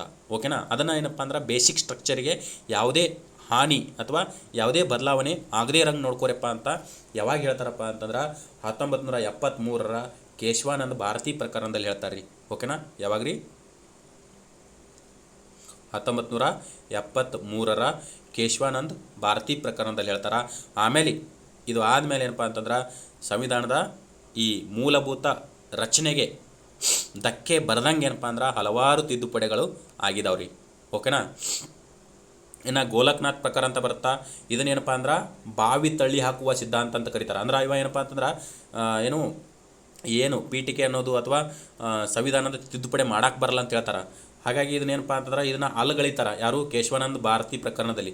ಹಾಗಾಗಿ ಇದನ್ನೇನಪ್ಪ ಅಂದ್ರೆ ಬಾವಿ ತಳ್ಳಿ ಹಾಕುವ ಸಿದ್ಧಾಂತ ಅಥವಾ ಪ್ರಕರಣ ಅಂತ ಕರೀತಾರೆ. ಇನ್ನು ಮಿರ್ನಾರ್ ಮಿಲ್ಸ್ ಪ್ರಕರಣ ಅಂತ ಬರುತ್ತಾ, 1980ರಲ್ಲಿ ಬರುತ್ತಿದ್ದು. ಇದು ಏನಪ್ಪ ಅಂತಂದ್ರೆ ಇದು ಕೂಡ ಏನಪ್ಪ ಅಂದ್ರೆ ಸಂವಿಧಾನದ ಪೀಠಿಕೆಗೆ ಸಂಬಂಧಪಟ್ಟಂಗೆ ಅವಿಭಾಜ್ಯ ಅಂಗ ಅಂತ ಹೇಳುತ್ತಾ. ಸೊ ಈ ರೀತಿ ಏನಪ್ಪ ಅಂತಂದ್ರೆ ಕೆಲವೊಂದಿಷ್ಟು ಪ್ರಕರಣಗಳು ಬರ್ತಿರ್ತಾವೆ ರೀ. ಇಂದಿರಾ ಸಾಹಿ ಪ್ರಕರಣ ಏನಂದ್ರೆ ರಿಸರ್ವೇಷನ್ ಬಗ್ಗೆ ಹೇಳುತ್ತಿದ್ದು. ಓಕೆನಾ? ಇನ್ನು ನೆಕ್ಸ್ಟ್ ನೋಡಿರಿ, ವೆರಿ ಇಂಪಾರ್ಟೆಂಟ್ ಕ್ವಶನ್, ಸುಮಾರು ಎಕ್ಸಾಮ್ನಲ್ಲಿ ಆಗಿರುವಂಥ ಕ್ವಶನ್ ಇದು. ಏನಂತಂದ್ರೆ ಹಣಕಾಸಿನ ವಿಧೇಯಕವನ್ನು ಯಾವ ಸದನದಲ್ಲಿ ಮಾತ್ರ ಮಂಡಿಸಬಹುದು? ಸೊ ಹಣಕಾಸಿನ ವಿಧೇಯಕ ಫಸ್ಟ್ ಏನಪ್ಪ ಅಂದ್ರೆ ಹಣಕಾಸಿನ ವಿಧೇಯಕ ಅಂತಂದ್ರೆ ಮೀನಿಂಗ್ ತಿಳ್ಕೊಬೇಕು. ಓಕೆನಾ? ಸೊ ಅದಕ್ಕೇನಂತಾರೆ ಇಂಗ್ಲೀಷ್ನ್ಯಾಗ ಮನಿ ಬಿಲ್ ಅಂತ ಕರೀತಾರೆ ರೀ. ಏನು ರೀ? ಮನಿ ಬಿಲ್. ಓಕೆನಾ? ಈ ಹಣಕಾಸಿನ ವಿಧೇಯಕನ ಏನಪ್ಪ ಅಂತಂದ್ರೆ ಹೌದಾ ಅಲ್ಲ ಅಂತ ಯಾರು ಡಿಸೈಡ್ ಮಾಡ್ತಾರಪ್ಪ ಅಂದ್ರೆ ಸಾಮಾನ್ಯವಾಗಿ ಈ ಲೋಕಸಭೆಯ ಸ್ಪೀಕರ್ ಡಿಸೈಡ್ ಮಾಡ್ತಿರ್ತಾನೆ ರೀ. ಓಕೆನಾ. ಸೊ ಎಷ್ಟನೇ ವಿಧಿ ಮುಖಾಂತರ ಅಂದ್ರೆ ಹಣಕಾಸಿನ ವಿಧೇಯಕದ ಒಂದು ಏನು ಯಾವ ರೀತಿ ಇರಬೇಕು ಏನು ಕತೆ ಅದನ್ನು ಹಣಕಾಸು ವಿಧೇಯಕ ಅನ್ಬೇಕಾ ಬೇಡ ಅಂತ 110ನೇ ವಿಧಿ ಹೇಳುತ್ತೀರಿ. ಕೇಳ್ತಾನೆ ಎಷ್ಟನೇ ವಿಧಿ? ಹಣಕಾಸು ವಿಧೇಯಕದ ಡೆಫಿನಿಷನ್ ಅಥವಾ ರಚನೆಯನ್ನು ಹೇಳುತ್ತಪ್ಪ ಅಂತಂದ್ರೆ 110ನೇ ವಿಧಿ ಹೇಳುತ್ತೀರಿ. ಈ ಹೌದಾ ಅಲ್ಲ ಅಂತ ಯಾರು ಡಿಸೈಡ್ ಮಾಡ್ತಾರೆ ಅಂತಂದ್ರೆ ಲೋಕಸಭೆಯ ಸ್ಪೀಕರ್. ಇಲ್ಲೇನು ಕೇಳ್ಯಾನಪ್ಪ ಅಂದ್ರೆ ಮುಂದುವರೆದು ಹಣಕಾಸು ವಿಧೇಯಕವನ್ನು ಯಾವ ಸದನದಲ್ಲಿ ಮಾತ್ರ ಮಂಡಿಸಬಹುದು ಅಂತ ಕೇಳ್ಯಾನ. ಸೊ ಇದಕ್ಕೆ ಸರಿಯಾದ ಉತ್ತರ ಏನಪ್ಪ ಅಂತಂದ್ರೆ ಮೊಟ್ಟ ಮೊದಲು ಏನಪ್ಪ ಅಂದ್ರೆ ಲೋಕಸಭೆಯಿಂದನೇ ಆರಂಭ ಆಗಬೇಕು. ಓಕೆನಾ. ರಾಜ್ಯಸಭೆಗೆ ಜಸ್ಟ್ ಅದರ ಮುಂದೇನಪ್ಪ ಅಂದ್ರೆ ಮಂಡನೆಯಾಗಿ ವಾಪಸ್ ಬರುತ್ತೆ. ಬಟ್ ಮುಖ್ಯವಾಗಿ ಮಂಡನೆ ಆಗಬೇಕಾಗಿರೋದು ಫಸ್ಟ್ ಎಲ್ಲಿ ಮಂಡನೆ ಆಗಪ್ಪ ಅಂತಂದ್ರೆ ಲೋಕಸಭೆಯಲ್ಲಿ ಮಂಡನೆ ಆಗಬೇಕು. ಆ ಲೋಕಸಭೆಯಲ್ಲಿ ಮಂಡನೆ ಆಗುತ್ತಲ್ಲ ಆವಾಗ ಏನಪ್ಪ ಅಂತಂದ್ರೆ ಯಾರ್ರೀ ಇವ ಯಾರು ಲೋಕಸಭೆ ಸ್ಪೀಕರ್ ಏನಪ್ಪ ಅಂದ್ರೆ ಇದು ಹಣಕಾಸು ಮಸೂದೆ ಹೌದಾ ಅಲ್ಲ ಅಂತ ಡಿಸೈಡ್ ಮಾಡ್ತಾನೆ. ಎಷ್ಟನೇ ವಿಧಿ ಮುಖಾಂತರ ಅಂದ್ರೆ 110ನೇ ವಿಧಿ ಮುಖಾಂತರ. ಓಕೆನಾ. ಈ ವಿಧಿನೂ ಕೂಡ ಇಂಪಾರ್ಟೆಂಟು. Okay done. ನೆಕ್ಸ್ಟ್ ನೋಡ್ರಿ, ವೆರಿ ಇಂಪಾರ್ಟೆಂಟು. ಸುಮಾರು ಎಕ್ಸಾಮ್ನಲ್ಲಿ PC2 ಅಪ್ ಟು KIS ವರೆಗೂ ಆಗಿದೆ ಇದು ಕ್ವಶನು. ಏನಂತಂದ್ರೆ ಇಲ್ಲಿ ಐತಲ್ರಿ ವರ್ಡ್ ಅಸ್ಪೃಶ್ಯತೆಯನ್ನು ನಿಷೇಧಿಸುವ ಕುರಿತಂತೆ ಯಾವ ವಿಧಿಯಲ್ಲಿ ಹೇಳಲಾಗುತ್ತಂತ ಕೇಳ್ತಾರ. ಸೊ ಇದಕ್ಕೆ ಸರಿಯಾದ ಉತ್ತರ ಏನಪ್ಪ ಅಂತಂದ್ರೆ 17ನೇ ವಿಧಿ. ಓಕೆನಾ. ನೋಡಿರಿ ನಾವು ಇಟ್ಟತಕ್ಕ ಏನಪ್ಪ ಅಂದ್ರೆ ಈ ಎಲ್ಲ ವಿಧಿಗಳನ್ನು ನೋಡಿದ್ದೀವಿ. ಈ 14ನೇ ವಿಧಿ ನೋಡಿದ್ದೀವಿ. ಏನಂತ ನೋಡಿವಿ? ಕಾನೂನಿನ ಮುಂದೆ ಎಲ್ಲರೂ ಸಮಾನರು. 15ನೇ ವಿಧಿ ನೋಡಿವಿ, ತಾರತಮ್ಯ ನಿಷೇಧ. 16ನೇ ವಿಧಿ ಉದ್ಯೋಗದಲ್ಲಿ ಸಮಾನತೆ. ಬಟ್ 17ನೇ ವಿಧಿ ನೋಡಿಲ್ಲ. 18ನೇ ವಿಧಿ ಏನಪ್ಪ ಅಂದ್ರೆ ಬಿರುದು ಬಾವಲಿಗಳ ರದ್ದತಿ ಅಂತ ನೋಡಿದ್ವಿ. ಬಟ್ ಈ ಅಸ್ಪೃಶ್ಯತೆ ಅನ್ನೋದನ್ನು ಯಾವ ವಿಧಿ ಹೇಳುತ್ತಂತ ಕೇಳ್ತಾರ. ಸೊ 17ನೇ ವಿಧಿ ನೋಡ್ರಿ. ಓಕೆನಾ. ಇನ್ನು ನೆಕ್ಸ್ಟ್ ಏನಪ್ಪ ಅಂದ್ರೆ ಭಾರತ ಸಂವಿಧಾನದಲ್ಲಿ ಕೇಂದ್ರ ಮತ್ತು ರಾಜ್ಯಗಳ ನಡುವಿನ ಸಂಬಂಧವನ್ನು ಈ ಕೆಳಗಿನ ಯಾವ ಭಾಗದಲ್ಲಿ ನೋಡುತ್ತೇವೆ? ಆವಾಗಲೇ ನಾನು ಏನು ಕನ್ಫ್ಯೂಸ್ ಆಗಿದ್ನಲ್ರಿ, 9 ಮತ್ತು 11ನೇ ಭಾಗ. 9ನೇ ಭಾಗ ಪಂಚಾಯಿತಿಗಳ ಬಗ್ಗೆ ಹೇಳುತ್ತೆ. ಓಕೆನಾ. ಸೊ 11ನೇ ಭಾಗ ಏನಪ್ಪ ಅಂತಂದ್ರೆ ಈ ಕೇಂದ್ರ ಮತ್ತು ರಾಜ್ಯಗಳ ಸಂಬಂಧಗಳ ಬಗ್ಗೆ ಹೇಳುತ್ತೀರಿ. ಓಕೆನಾ. ಇದಕ್ಕೆ ಸರಿಯಾದ ಉತ್ತರ ಏನಪ್ಪ ಅಂತಂದ್ರೆ 11ನೇ ಭಾಗ ರೀ. ಓಕೆನಾ. ರೋಮನ್ ಅಂಕ್ಯಾಗ X ಬರೆದು 1 ಬರೆದ್ರೆ 11ನೇ ಭಾಗ ರೀ. ಓಕೆನಾ. ಸೊ ಈ 10ನೇ ಭಾಗ ಏನಪ್ಪ ಅಂತಂದ್ರೆ ಕೆಲವೊಂದಿಷ್ಟು ವಿಶೇಷ ಏನಪ್ಪ ಅಂದ್ರೆ ಈ ಪರಿಶಿಷ್ಟ ಪಂಗಡ ಪರಿಶಿಷ್ಟ ಜಾತಿಗಳಿಗೆ ಸಂಬಂಧಪಟ್ಟಂಗೆ ವಿಶೇಷತೆಯಿಂದ ಸೌಲಭ್ಯಗಳನ್ನು ಒದಗಿಸುವುದ್ರ ಬಗ್ಗೆ ಹೇಳುತ್ತೀರಿ. ಓಕೆನಾ. ಇನ್ನು 12ನೇ ಭಾಗ ಏನಪ್ಪ ಅಂದ್ರೆ ಹಣಕಾಸಿನ ಬಗ್ಗೆ ಹೇಳುತ್ತಾ. ವೆರಿ ಇಂಪಾರ್ಟೆಂಟಾ. ಸಂವಿಧಾನದಲ್ಲಿ ಹಣಕಾಸಿನ ಬಗ್ಗೆ ಹೇಳುವಂಥ ಏಕೈಕ ಭಾಗ ಅಂತಂದ್ರೆ 12ನೇ ಭಾಗ. ಇನ್ನು 13ನೇ ಭಾಗ ಏನಪ್ಪ ಅಂದ್ರೆ ವ್ಯವಹಾರಕ್ಕೆ ಸಂಬಂಧಪಟ್ಟಂಗೆ ಹೇಳುತ್ತೀರಿ. ಅಂದರೆ ಯಾವುದೇ ಒಂದು ವ್ಯವಹಾರಗಳನ್ನು ನಡೆಸಿಕೊಡುವಂಥ ಒಂದು ಸಾಂವಿಧಾನಿಕ ವಿಧಿಗಳು ಎಲ್ಲಿ ಕಂಡು ಬರ್ತಾವಪ್ಪ ಅಂದ್ರೆ 13ನೇ ಭಾಗದಲ್ಲಿ. ಓಕೆನಾ. ಸೊ ನೆನ್ಪಿಡ್ತಿರಲ್ಲ, 13ನೇ ಭಾಗ ಬಂದ್ರೆ ವ್ಯವಹಾರ, 12ನೇ ಭಾಗ ಬಂದ್ರೆ ಹಣಕಾಸು, 11ನೇ ಭಾಗ ಬಂತಂದ್ರೆ ಏನು ರಾಜ್ಯ ಮತ್ತು ಕೇಂದ್ರದ ಸಂಬಂಧಗಳು, ಇನ್ನು 10ನೇ ಭಾಗ ಬಂತಂದ್ರೆ ಕೆಲವೊಂದಿಷ್ಟು ವಿಶೇಷ ವರ್ಗದವರಿಗೆ ಏನು ಹಲವಾರು ಯೋಜನೆಗಳು. ಓಕೆನಾ. ಸೊ ನೆಕ್ಸ್ಟ್ ಕ್ವಶನ್ ಏನಪ್ಪ ಅಂತಂದ್ರೆ ನೆಕ್ಸ್ಟ್ ಕ್ವಶನ್ ನೋಡ್ರಿ, ಭಾರತ ಸಂವಿಧಾನವು ಯಾವ ರೀತಿಯ ಸರ್ಕಾರದ ರಚನೆಯನ್ನು ಒದಗಿಸುತ್ತದೆ? ಓಕೆನಾ. ಸೊ ಕ್ವಶನ್ ಏನಪ್ಪ ಅಂತಂದ್ರೆ ಯಾವ ರೀತಿಯಾದಂಥ ಸರ್ಕಾರದ ರಚನೆಗೆ ಒದಗಿಸುತ್ತಾ ಯಾವುದು? ಭಾರತ ಸಂವಿಧಾನ. ಓಕೆನಾ. ಸೊ ಇಲ್ಲೇನಂತಂದ್ರೆ ಏಕೀಕೃತ ಸರ್ಕಾರ ಅಂತೈತಿ, ಫೆಡ್ರಲ್ ಸರ್ಕಾರ ಅಂತೈತಿ, ಸಂಸದೀಯ ವ್ಯವಸ್ಥೆ ಮತ್ತು ಫೆಡ್ರಲ್ ವ್ಯವಸ್ಥೆ ಎರಡೂ ಅಂತೈತಿ, ಮೇಲಿನ ಯಾವುದೂ ಅಲ್ಲ ಅಂತೈತಿ. ಸೊ ಇದಕ್ಕೆ ಸರಿಯಾದ ಉತ್ತರ ಏನಪ್ಪ ಅಂತಂದ್ರೆ ನಾವು ಸಾಮಾನ್ಯವಾಗಿ ಸಂಸದೀಯ ಮತ್ತು ಫೆಡ್ರಲ್ ಎರಡೂ ಬರಂಕ ಅಂತವ್ರಿ. ಅದರ ಗುಣಲಕ್ಷಣ ಹೊಂದುತ್ತಾ ಬಟ್ ಪೂರ್ತಿಯಾಗಿ ಫೆಡ್ರಲ್ ಅಲ್ಲೂ ಅಂತ ಹೇಳುತ್ತಾ. ಓಕೆನಾ. ಇದಕ್ಕೆ ಸರಿಯಾದ ಉತ್ತರ ಏನಪ್ಪ ಅಂತಂದ್ರೆ ಎರಡೂ ಬರ್ಬೋದಾ? ಎಸ್, ಎರಡೂ ಬರುತ್ತೆ ನೋಡ್ರಿ. ಓಕೆನಾ. ಸರಿಯಾದ ಉತ್ತರ ಏನಪ್ಪ ಅಂತಂದ್ರೆ ಭಾರತದ ಒಂದು ಸಂವಿಧಾನ ಏನಪ್ಪ ಅಂತಂದ್ರೆ ಸರ್ಕಾರದ ರಚನೆ ಒಂದು ಸಂಸದೀಯ ವ್ಯವಸ್ಥೆಯನ್ನು ಒಳಗೊಂಡಿರ್ತೈತಿ, ಇನ್ನೊಂದು ಏನಪ್ಪ ಅಂತಂದ್ರೆ ಫೆಡ್ರಲ್ ವ್ಯವಸ್ಥೆಯನ್ನು ಕೂಡ ಒಳಗೊಂಡೈತೆ ಅಂತ ಹೇಳ್ತಾನ. ಓಕೆನಾ. ಸೊ ನೆಕ್ಸ್ಟ್, ಭಾರತೀಯ ಸಂವಿಧಾನವು ಯಾವ ರೀತಿಯ ಪ್ರಜಾಪ್ರಭುತ್ವವನ್ನು ಪೀಠಿಕೆಯಲ್ಲಿ ಉಲ್ಲೇಖಿಸುತ್ತದೆ? ನೋಡಿರಿ, ಪ್ರಜಾಪ್ರಭುತ್ವ ಅದೇ ಹೇಳಿದ್ನಲ್ಲ, ನೆಲ್ಸನ್ ಮಂಡೇಲಾ ಅವರ ಒಂದು ಅಬ್ರಾಹಿಂ ಲಿಂಕನ್ ಅವರ ಒಂದು ಸೆಂಟೆನ್ಸು, ಪ್ರಜೆಗಳಿಂದ ಪ್ರಜೆಗಳಿಗಾಗಿ ಪ್ರಜೆಗಳಿಗೋಸ್ಕರ ಅಂತ ಹೇಳಿದ್ನಲ್ಲ. ಸೊ ಅದು ನಮ್ಮ ಪೀಠಿಕೆಯಲ್ಲಿ ಯಾವ ರೀತಿ ಉಲ್ಲೇಖ ಐತೆ ಅಂತ, ಸಾಮಾಜಿಕ, ಆರ್ಥಿಕ, ರಾಜಕೀಯ, ನೇರ ಮತ್ತು ಪರೋಕ್ಷ, ಮೇಲಿನ ಯಾವುದೂ ಅಲ್ಲ. ಇಲ್ಲೇನಪ್ಪ ಅಂದ್ರೆ ಎ ಆಪ್ಷನ್ ಆಗುತ್ತಾ. ಪ್ರಜಾಪ್ರಭುತ್ವ ಅನ್ನೋದು ನಮ್ಮ ಸಂವಿಧಾನ ಪೀಠಿಕೆಯಲ್ಲಿ ಯಾವ ರೀತಿ ಉಲ್ಲೇಖ ಆಗುತ್ತಪ್ಪ ಅಂತಂದ್ರೆ ಸಾಮಾಜಿಕ, ಆರ್ಥಿಕ ಮತ್ತು ರಾಜಕೀಯ ನ್ಯಾಯಗಳನ್ನು ನೀಡ್ತೀವಿ ಅಂತ ಉಲ್ಲೇಖ ಆಗೈತೆ ನೋಡ್ರಿ. ಯಾವ್ಯಾವ ನ್ಯಾಯಗಳಂತ ಕೇಳೇನ್ರಿ? ಸಾಮಾಜಿಕ ನ್ಯಾಯ, ಆರ್ಥಿಕ ನ್ಯಾಯ ಮತ್ತು ರಾಜಕೀಯ ನ್ಯಾಯಗಳನ್ನು ಒದಗಿಸ್ತೀವಿ ಅಂತ ಪ್ರಸ್ತಾವನೆಯಲ್ಲಿ ಉಲ್ಲೇಖ ಇರುವಂಥದ್ದು. ಓಕೆನಾ. ಇನ್ನು ನೆಕ್ಸ್ಟ್, ಮತದಾನ ಹಕ್ಕು ಯಾವ ಹಕ್ಕಿನ ಅಡಿಯಲ್ಲಿ ಬರುತ್ತದೆ? Very important. ಕೆಲವೊಂದಿಷ್ಟು ಏನಪ್ಪ ಅಂದ್ರೆ ಬುಕ್ದಲ್ಲಿ ಇಲ್ಲದೇ ಇರುವಂಥ ಕ್ವಶನ್ ಕೇಳ್ತಾನೆ ರೀ. ಓಕೆನಾ. ಅಂಥ ಕ್ವಶನ್ಗೆ ಇದು ಒಂದು ಎಕ್ಸಾಂಪಲ್ಲು. ನೀವು ಸಂವಿಧಾನದ ಬುಕ್ಕ ತೆಗೆದು ನೋಡಿರಿ, ಎಲ್ಲಿ ಕಂಡು ಬರಲ್ಲ ಇದು. ಬಟ್ ಮತದಾನದ ಹಕ್ಕು ಯಾವ ರೀತಿಯಾದಂಥ ಹಕ್ಕು ಅಂತ ಕೆಲವೊಂದಿಷ್ಟು ಟೈಮ್ ಏನಪ್ಪ ಅಂದ್ರೆ ಅಪ್ಲೈಡ್, ಓಕೆನಾ, ಬುಕ್ನಲ್ಲಿ ಇರುತ್ತಿದ್ದು. ಓಕೆನಾ. ಇದೊಂದು ಮೂಲಭೂತ ಹಕ್ಕು, ಇದೊಂದು ಕಾನೂನುಬದ್ಧ ಹಕ್ಕು, ಇದೊಂದು ಸಾಂವಿಧಾನಿಕ ಹಕ್ಕು, ಇದೊಂದು ಮಾನವ ಹಕ್ಕು. ಈ ಏನಪ್ಪ ಅಂತಂದ್ರೆ ಸಾಮಾನ್ಯವಾಗಿ ನಾವು ಮತದಾನವನ್ನು ಎಲ್ಲಿ ನೋಡ್ತೀವಿ ಅಂತಂದ್ರೆ ಇದೊಂದು ಸಾಂವಿಧಾನಿಕ ಹಕ್ಕಾಗಿ ನೋಡ್ತೀವಿ ನೋಡಿರಿ. ಓಕೆನಾ. ಅಂದ್ರೆ 18 ವರ್ಷ ಮೇಲ್ಪಟ್ಟವರು ಕಡ್ಡಾಯವಾಗಿ ಮತದಾನವನ್ನು ಚಲಾವಣೆ ಮಾಡಲೇಬೇಕು. ಅವರಿಗೆ ಪೌರತ್ವ ಏನು ನೀಡಿರ್ತಾರಲ್ಲ ಅದರ ಅಡಿಯಲ್ಲಿ ಏನಪ್ಪ ಅಂದ್ರೆ ವೋಟರ್ ID ಕಡ್ಡಾಯವಾಗಿ ನೀಡಲೇಬೇಕು ಅಂತ ಸಾಂವಿಧಾನಿಕ ಹಕ್ಕಾಗೈತಿ. ಓಕೆನಾ. ಮೂಲಭೂತ ಹಕ್ಕಲ್ಲ, ಕಾನೂನುಬದ್ಧ ಹಕ್ಕಲ್ಲ, ಮಾನವ ಹಕ್ಕು ಅಲ್ಲ, ಇದೊಂದು ಸಾಂವಿಧಾನಿಕ ಹಕ್ಕು. ಓಕೆನಾ. Very important. ಇನ್ನು ನೆಕ್ಸ್ಟ್ ಏನಪ್ಪ ಅಂತಂದ್ರೆ ಭಾರತದ ಮುಖ್ಯ ನ್ಯಾಯಮೂರ್ತಿಯನ್ನು ಯಾರು ನೇಮಿಸುತ್ತಾರೆ? ಏನಪ್ಪ ಅಂದ್ರೆ ಏನು ಸುಪ್ರೀಂ ಕೋರ್ಟ್ನ ಮುಖ್ಯ ನ್ಯಾಯಾಧೀಶರಿರ್ತಾರಲ್ಲ, ಸೊ ಅವರನ್ನು ಯಾರು ನೇಮಕ ಮಾಡ್ತಾರಂತ. ಓಕೆನಾ. ಅಂದ್ರೆ ಪ್ರಮಾಣ ವಚನ ಆಗಿರ್ಬೋದು, ನೇಮಕ ಒಂದು ಪ್ರಕ್ರಿಯೆ ಆಗಿರ್ಬೋದು, ಪೂರ್ತಿ ಪ್ರಮಾಣದಲ್ಲಿ ಯಾರು ಮಾಡ್ತಾರಪ್ಪ ಅಂತಂದ್ರೆ ರಾಷ್ಟ್ರಪತಿ ಮಾಡ್ತಾರೆ ನೋಡ್ರಿ. ಓಕೆನಾ. ಸಲಹೆನ ಪಡ್ಕೊಂಡಿರ್ತಾರೆ. ಓಕೆನಾ. ಸಲಹೆನ ಏನಪ್ಪ ಅಂತಂದ್ರೆ ಆಪೋಸಿಷನ್ ಲೀಡರ್ ಇರ್ತಾರೆ, ಆಮೇಲೆ ಪ್ರಧಾನಮಂತ್ರಿ ಇರ್ತಾರೆ, ಹಲವಾರು ಜನರ ಸಹ ಏನು ಸಲಹೆ ಪಡ್ಕೋತಾರೆ. ಬಟ್ ನೇಮಕ ಮಾಡೋದು ಯಾರಪ್ಪ ಅಂದ್ರೆ ರಾಷ್ಟ್ರಪತಿಗಳು. ಓಕೆನಾ. ಇನ್ನು ನೆಕ್ಸ್ಟ್, ಸಂವಿಧಾನಿಕ ತಿದ್ದುಪಡಿಗೆ ವಿಧಿ ಯಾವುದು? ಆವಾಗಲೇ ನಾನು ಎಕ್ಸ್ಪ್ಲೇನ್ ಮಾಡಿದ್ದೆ. ಏನಂತಂದ್ರೆ ಈ ಯಾವುದು ಇದು 20ನೇ ಭಾಗದಲ್ಲಿ 368ನೇ ವಿಧಿ ಏನಪ್ಪ ಅಂದ್ರೆ ಸಾಂವಿಧಾನಿಕ ತಿದ್ದುಪಡಿಗೆ ಅವಕಾಶ ನೀಡುತ್ತೆ ಅಂತ ಹೇಳಿದ್ದೆ. ಸೊ ಅದೇ ಕ್ವಶನ್ ಆಗೈತೆ ಅಷ್ಟೇ. ಓಕೆನಾ. ಸೊ 368ನೇ ವಿಧಿ ಇದಕ್ಕೆ ಸರಿಯಾದ ಉತ್ತರ ನೋಡ್ರಿ. ಓಕೆನಾ. ನೆಕ್ಸ್ಟ್ ನೋಡ್ರಿ, ಸಂವಿಧಾನದಲ್ಲಿ ಎಷ್ಟು ಅಧಿಕೃತ ಭಾಷೆಗಳಿವೆ? ಓಕೆನಾ. ಆವಾಗಲೇ ಹೇಳಿದ್ದೆ ನಾನು ಭಾಷೆಗಳ ಕುರಿತಂತೆ 17ನೇ ಭಾಗ ಹೇಳುತ್ತಾ. ಸೊ ಅಲ್ಲಿ ಏನಪ್ಪ ಅಂತಂದ್ರೆ ಟೋಟಲ್ 22 ಅಧಿಕೃತ ಭಾಷೆಗಳಿದಾವು. ಓಕೆನಾ. ಇದಕ್ಕೆ ಸರಿಯಾದ ಉತ್ತರ ಏನಪ್ಪ ಅಂತಂದ್ರೆ 22 ಅನ್ನೋದು ಸರಿಯಾದ ಉತ್ತರ ನೋಡ್ರಿ. ಓಕೆನಾ. ನೆಕ್ಸ್ಟ್, ಸರ್ವೋಚ್ಚ ನ್ಯಾಯಾಲಯವು 38ನೇ ಕ್ವಶನು. ಸರ್ವೋಚ್ಚ ನ್ಯಾಯಾಲಯವು ಮುಂದೇನಪ್ಪ ಅಂತಂದ್ರೆ ಸಂವಿಧಾನದ ಯಾವ ಭಾಗದಲ್ಲಿ ಸೇರಿದೆ ಅಂತ. ಓಕೆನಾ. ಅಂದ್ರೆ ಸಾಮಾನ್ಯವಾಗಿ ಸರ್ವೋಚ್ಚ ನ್ಯಾಯಾಲಯ ಏನಪ್ಪ ಅಂತಂದ್ರೆ ಇದೊಂದು ಕೇಂದ್ರದ ವಿಷಯ. ಓಕೆನಾ. ಕೇಂದ್ರದ ವಿಷಯ. ಈಗ ನಾವು ಅಪ್ ಟು ಏನಪ್ಪ ಅಂದ್ರೆ 4ನೇ ಭಾಗ ರಾಜ್ಯನೀತಿ ನಿರ್ದೇಶನ ತತ್ವಗಳು, 4A ಮೂಲಭೂತ ಕರ್ತವ್ಯಗಳು ಇಲ್ಲಿ ಮಟ್ಟ ನೋಡಿದ್ವಿ. ಆಮೇಲೆ 3ನೇದು ಮೂಲಭೂತ ಹಕ್ಕುಗಳು, ಆಮೇಲೆ 2ನೇದು ಪೌರತ್ವ, 1ನೇದು ಭಾರತವು ಒಕ್ಕೂಟದಿಂದ ಕೂಡಿದಂಥ ರಾಷ್ಟ್ರವಾಗಿದೆ ಅಂತ ನೋಡಿದ್ವಿ. ಸೊ ಇವಾಗ ಏನು ಕೇಳೇನಪ್ಪ ಅಂತಂದ್ರೆ ಈ ಸರ್ವೋಚ್ಚ ನ್ಯಾಯಾಲಯ ಎಲ್ಲಿ ಬರುತ್ತಪ್ಪ ಅಂದ್ರೆ 5ನೇ ಭಾಗದಲ್ಲಿ ಬರುತ್ತಾ. 5ನೇ ಭಾಗದಲ್ಲಿ ಏನಪ್ಪ ಅಂದ್ರೆ ಕೇಂದ್ರ ಸರ್ಕಾರ ಬರುತ್ತಾ, ಕೇಂದ್ರ ಸರ್ಕಾರದ ಸಂಸ್ಥೆಗಳು ಬರ್ತಾವು, ಅಂದರೆ ಸಾಂವಿಧಾನಿಕ ಸಂಸ್ಥೆಗಳು ಬರ್ತಾವು.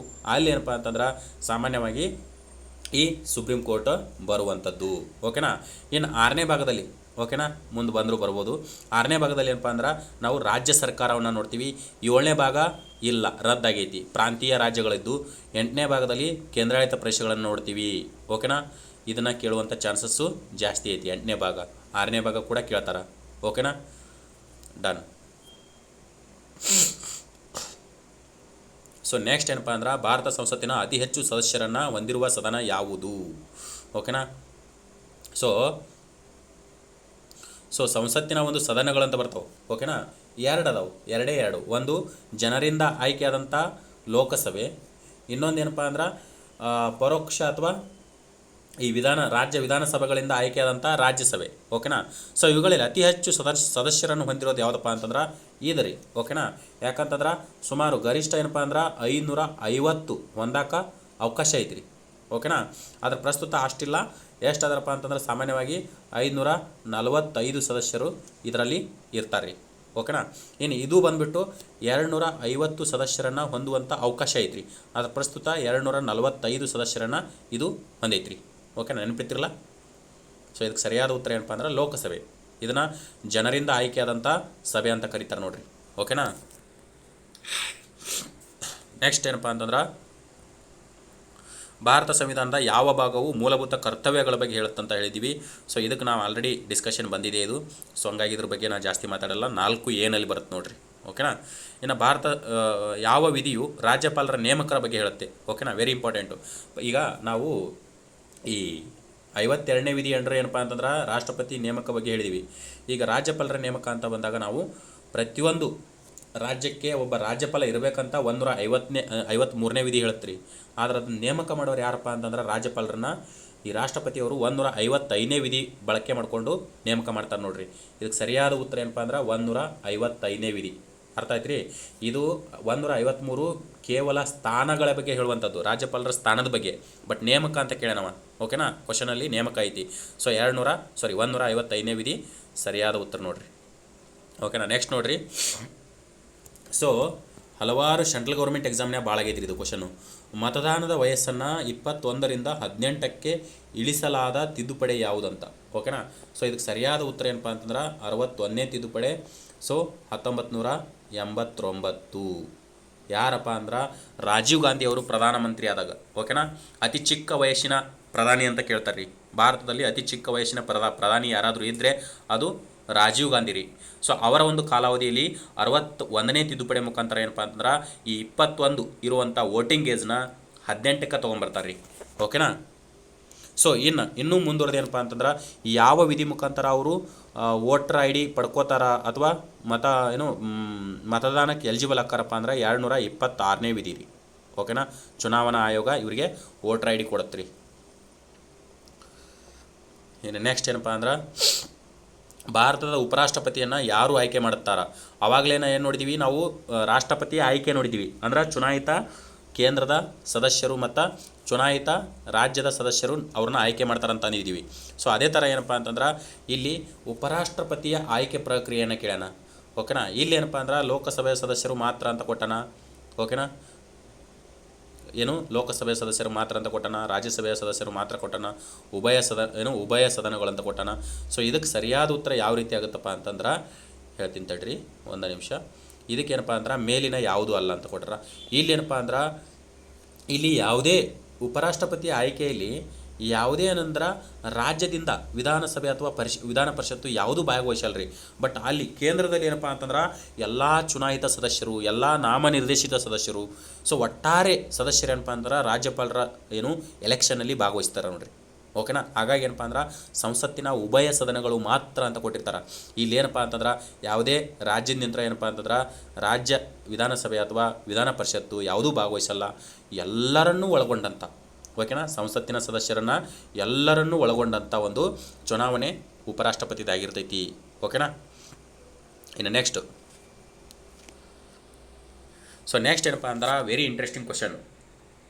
ಏನು ಇಂಟ್ರೆಸ್ಟಿಂಗ್ ಕ್ವಶನ್ ಅಂದ್ರೆ ನಾವು ಇಂಗ್ಲೀಷ್ನಾಗ ಪ್ರೆಸಿಡೆಂಟ್ ರೂಲ್ ಅಂತ ಕರಿತೀವಿ, ಅಥವಾ ರಾಷ್ಟ್ರಪತಿ ಆಳ್ವಿಕೆ ಹೇರಿಕೆ ಆಗಿದೆ ಅಂತ ಕೇಳ್ತಾರೆ, ಓಕೆನಾ. ಸೊ ಅದು ಯಾವ ವಿಧಿ ಅಡಿಯಲ್ಲಿ ಜಾರಿ ಮಾಡಲಾಗುತ್ತೆ ಅಂತ ಕೇಳ್ತಾರೆ. ಸೊ ಇದಕ್ಕೆ ಸರಿಯಾದ ಉತ್ತರ ಏನಪ್ಪ ಅಂತಂದ್ರೆ, ಸೊ ಇಲ್ಲಿ ಆಪ್ಷನ್ದಾಗ ನೋಡಿದಾಗ ಏನಪ್ಪ ಅಂತಂದ್ರೆ ಭಾರತದಲ್ಲಿ ತುರ್ತು ಪರಿಸ್ಥಿತಿ ಬಗ್ಗೆ ಹೇಳುತ್ತಾ, ಓಕೆನಾ. ತುರ್ತು ಪರಿಸ್ಥಿತಿ, ಆಂತರಿಕ ತುರ್ತು ಪರಿಸ್ಥಿತಿ, ಬಾಹ್ಯ ತುರ್ತು ಪರಿಸ್ಥಿತಿ. ಇದೇನಂದ್ರೆ 152 ಏನಪ್ಪ ಅಂತಂದ್ರೆ ತುರ್ತು ಪರಿಸ್ಥಿತಿ ಬಗ್ಗೆ ಹೇಳುತ್ತಾ. ಇನ್ನು 160 ಹಣಕಾಸು ತುರ್ತು ಪರಿಸ್ಥಿತಿ ಬಗ್ಗೆ ಹೇಳುತ್ತಾ. ಬಟ್ ಇಲ್ಲಿ ಸರಿಯಾದ ಉತ್ತರ ಏನಪ್ಪ ಅಂದ್ರೆ 156 ಏನೈತಲ್ಲ ಇದು ಏನಪ್ಪ ಅಂದ್ರೆ ಪ್ರೆಸಿಡೆಂಟ್ ರೂಲ್ ಅಥವಾ ರಾಷ್ಟ್ರಪತಿ ಆಡಳಿತದ ಬಗ್ಗೆ ಹೇಳುವಂಥದ್ದು.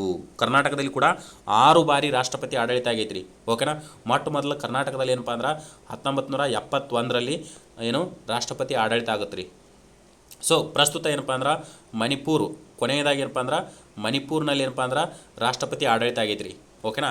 ಸೊ ಹಾಗಾಗಿ ಏನಪ್ಪ ಅಂದ್ರೆ ರಾಷ್ಟ್ರಪತಿ ಆಡಳಿತ 356ನೇ ವಿಧಿ ಅಡಿಯಲ್ಲಿ ಬರುತ್ತೈತೆ ನೋಡ್ರಿ, ಓಕೆನಾ. ಇನ್ನು ನೆಕ್ಸ್ಟ್ ಏನಪ್ಪ ಅಂದ್ರೆ ರಾಜ್ಯ ನಿರ್ದೇಶನಕ ತತ್ವಗಳು ಕಲ್ಯಾಣ ರಾಜ್ಯದ ಸ್ಥಾಪನೆಯನ್ನು ಗುರಿಯಾಗಿಸುತ್ತವೆ ಎಂದು ಯಾವ ವಿಧಿ ಹೇಳುತ್ತದೆ, ಓಕೆನಾ. ವೆರಿ ಇಂಪಾರ್ಟೆಂಟ್ ರೀ. ಈ ರಾಜ್ಯ ನಿರ್ದೇಶನ ತತ್ವಗಳು ನಾವು ಆವಾಗಲೇ ಹೇಳಿದ್ದೆ, ಇವು ಸಾಮಾಜಿಕ ಮತ್ತು ಗಾಂಧಿವಾದಿ ಮತ್ತು ಉದಾರವಾದಿ ತತ್ವಗಳನ್ನು ಒಳಗೊಂಡಿರ್ತಾವೆ ರೀ. ಯಾವುವು ರಾಜ್ಯ ನಿರ್ದೇಶನ ತತ್ವಗಳು.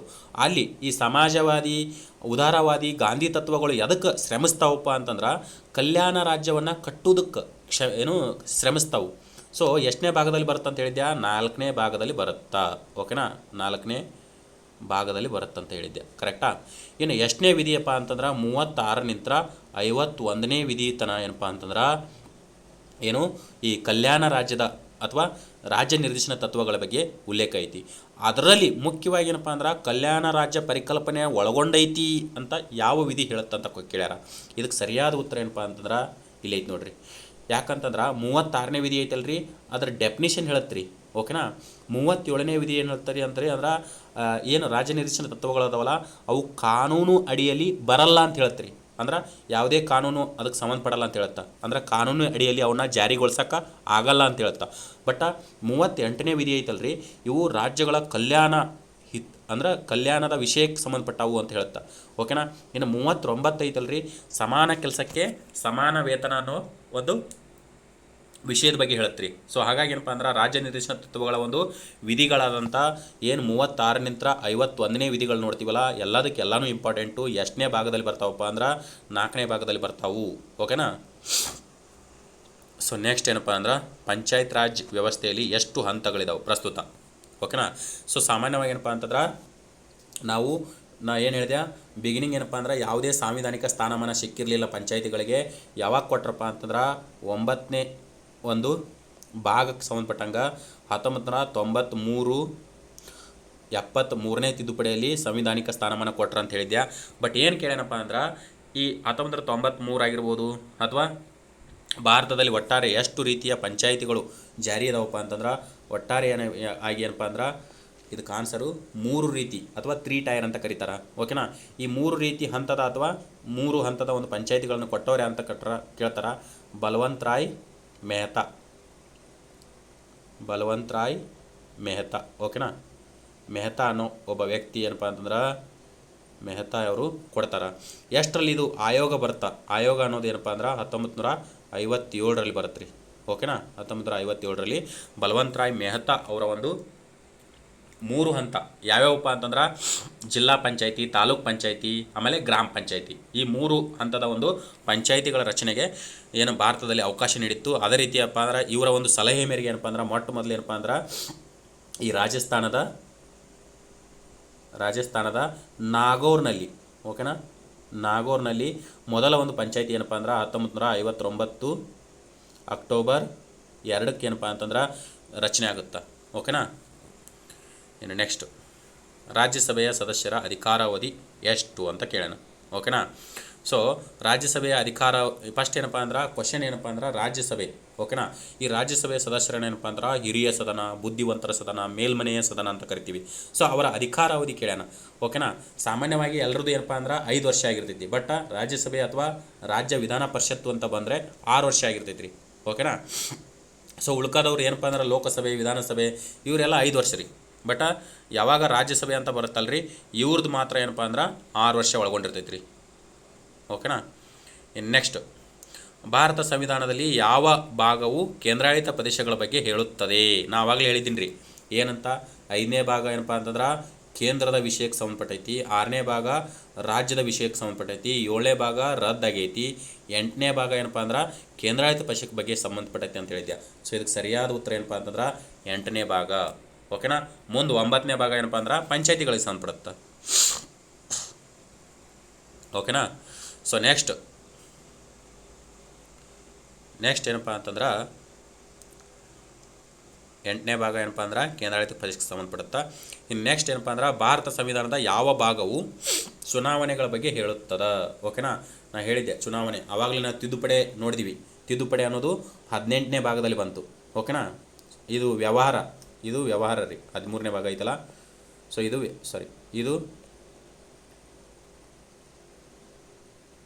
ಇದು ಐತಲ್ರಿ ವ್ಯವಹಾರದ ಬಗ್ಗೆ ಹೇಳುತ್ತೆ. ಓಕೆನಾ. ವ್ಯವಹಾರ. ಇನ್ನು 14ನೇ ಭಾಗ ಅಂತ ಬರುತ್ತೆ. ಇದು ಏನಪ್ಪ ಅಂದ್ರೆ ಈ ಲೋಕಸೇವಾ ಆಯೋಗ, ರಾಜ್ಯ ಸೇವಾ ಆಯೋಗದ ಬಗ್ಗೆ ಹೇಳುತ್ತೆ ರೀ. ಓಕೆನಾ. ಇದು ಏನಪ್ಪ ಅಂದ್ರೆ ಲೋಕಸೇವಾ ಆಯೋಗ, ರಾಜ್ಯ ಸೇವಾ ಆಯೋಗದ ಬಗ್ಗೆ ಹೇಳುತ್ತಾ. ಇದು ಐತಲ್ರಿ ಚುನಾವಣೆ ಬಗ್ಗೆ ಹೇಳುತ್ತೆ. ಸೊ ನಮ್ಮ ಕ್ವಶನು ಏನಪ್ಪ ಅಂದ್ರೆ ಚುನಾವಣೆ ಬಗ್ಗೆನೇ ಐತಿ. ಸೊ 15ನೇ ಭಾಗ ಏನಪ್ಪ ಅಂತಂದ್ರೆ ಚುನಾವಣೆ ಬಗ್ಗೆ ಹೇಳುವಂಥದ್ದು. ಓಕೆನಾ. ಇನ್ನು ಭಾರತ ಸಂವಿಧಾನದ ಯಾವ ಒಂದು ಸರ್ಕಾರ ಜವಾಬ್ದಾರಿಯುತ ಸರ್ಕಾರ ಎಂದು ಪರಿಗಣಿಸುತ್ತದೆ? ಸಂಸದೀಯ ಸರ್ಕಾರ, ಅಧ್ಯಕ್ಷೀಯ ಸರ್ಕಾರ, ನಿರಂಕುಶ ಸರ್ಕಾರ ಮತ್ತು ಫೆಡರಲ್ ಸರ್ಕಾರ. ಇಲ್ಲಿ ಏನಪ್ಪ ಅಂದ್ರೆ ನಮ್ಮದು ಸಂಸದೀಯ ಸರ್ಕಾರ ಐತ್ರಿ. ಇವು ಯಾವ ಫೆಡರಲ್ ಒಂದು ಸ್ವಲ್ಪ ಫೆಡರಲ್ ಮಾಡಲ್ ಐತೆ ಅಂತ ಹೇಳ್ತಾರೆ. ಬಟ್ ಪೂರ್ತಿ ಪ್ರಮಾಣದಲ್ಲಿ ಅಲ್ಲ. ಇನ್ನು ನಿರಂಕುಶ ಅಂತೂ ಅಲ್ಲ, ಅಧ್ಯಕ್ಷತೆ ಅಂತೂ ಅಲ್ಲ. ಸೊ ಇದು ಏನಪ್ಪ ಅಂದ್ರೆ ಭಾರತದ ಒಂದು ಸಂಸದೀಯ ಸರ್ಕಾರ ಭಾರತದಲ್ಲಿ ಐತೆ ಅಂತ ಹೇಳ್ತಾರೆ ನೋಡ್ರಿ. ಓಕೆನಾ. ಸೊ ಇಷ್ಟೇನಪ್ಪ ಅಂದ್ರೆ ಈ ಒಂದು ಸೆಕ್ಷನ್ದ ಪ್ರಶ್ನೋತ್ತರ ಆಗಿತ್ತು. ಮುಂದಿನ ಸೆಕ್ಷನಲ್ಲಿ ಏನಪ್ಪ ಅಂದ್ರೆ ಇನ್ನೂ ಹೆಚ್ಚಿಗೆ ಟೋಟಲ್ 3000 ಮುಗಿಯುವವರೆಗೂ ಕಂಟಿನ್ಯೂ ಆಗ್ತಾವೆ ರೀ. ಡೈಲಿ ಒಂದೊಂದು ಸೀರೀಸ್ ಇರುತ್ತೆ, ಓಕೆನಾ. ಸೊ ಆದಷ್ಟು ಏನಪ್ಪ ಅಂದ್ರೆ ನಮ್ಮ ಚಾನಲನ್ನು ಸಬ್ಸ್ಕ್ರೈಬ್ ಮಾಡ್ಕೊಡ್ರಿ, ಆಮೇಲೆ ನೋಟಿಫೈ ಮಾಡ್ಕೊಡ್ರಿ. ಸೊ 3000 ಆಗೋವರೆಗೂ ಏನಪ್ಪ ಅಂದ್ರೆ ಡೈಲಿ ಒಂದೊಂದು ಸೀರೀಸ್ ಆಗಿರ್ತೈತೆ ರೀ, ಓಕೆನಾ, ಸರಣಿ. ಸೊ ಇವನ್ನೇನಪ್ಪ ಅಂದ್ರೆ ಕಂಟಿನ್ಯೂಸ್ ಆಗ್ತಿರುತ್ತೆ. ಸೊ ಅರ್ಥ ಆಗಿದ್ರೆ ಅರ್ಥ ಆಗೈತೆ ಅಂತ ಹೇಳ್ರಿ. ಮತ್ತೇನಾದರೂ ನೆಕ್ಸ್ಟ್ ಏನಾದರೂ ಹೇಳ್ಬೇಕು ಅನಿಸಿದ್ರೆ ಕಮೆಂಟ್ ಸೆಕ್ಷನಲ್ಲಿ ಹೇಳ್ರಿ, ಓಕೆನಾ. Thank you so much. ಎಲ್ಲರಿಗೂ ಒಳ್ಳೆಯದಾಗಲಿ.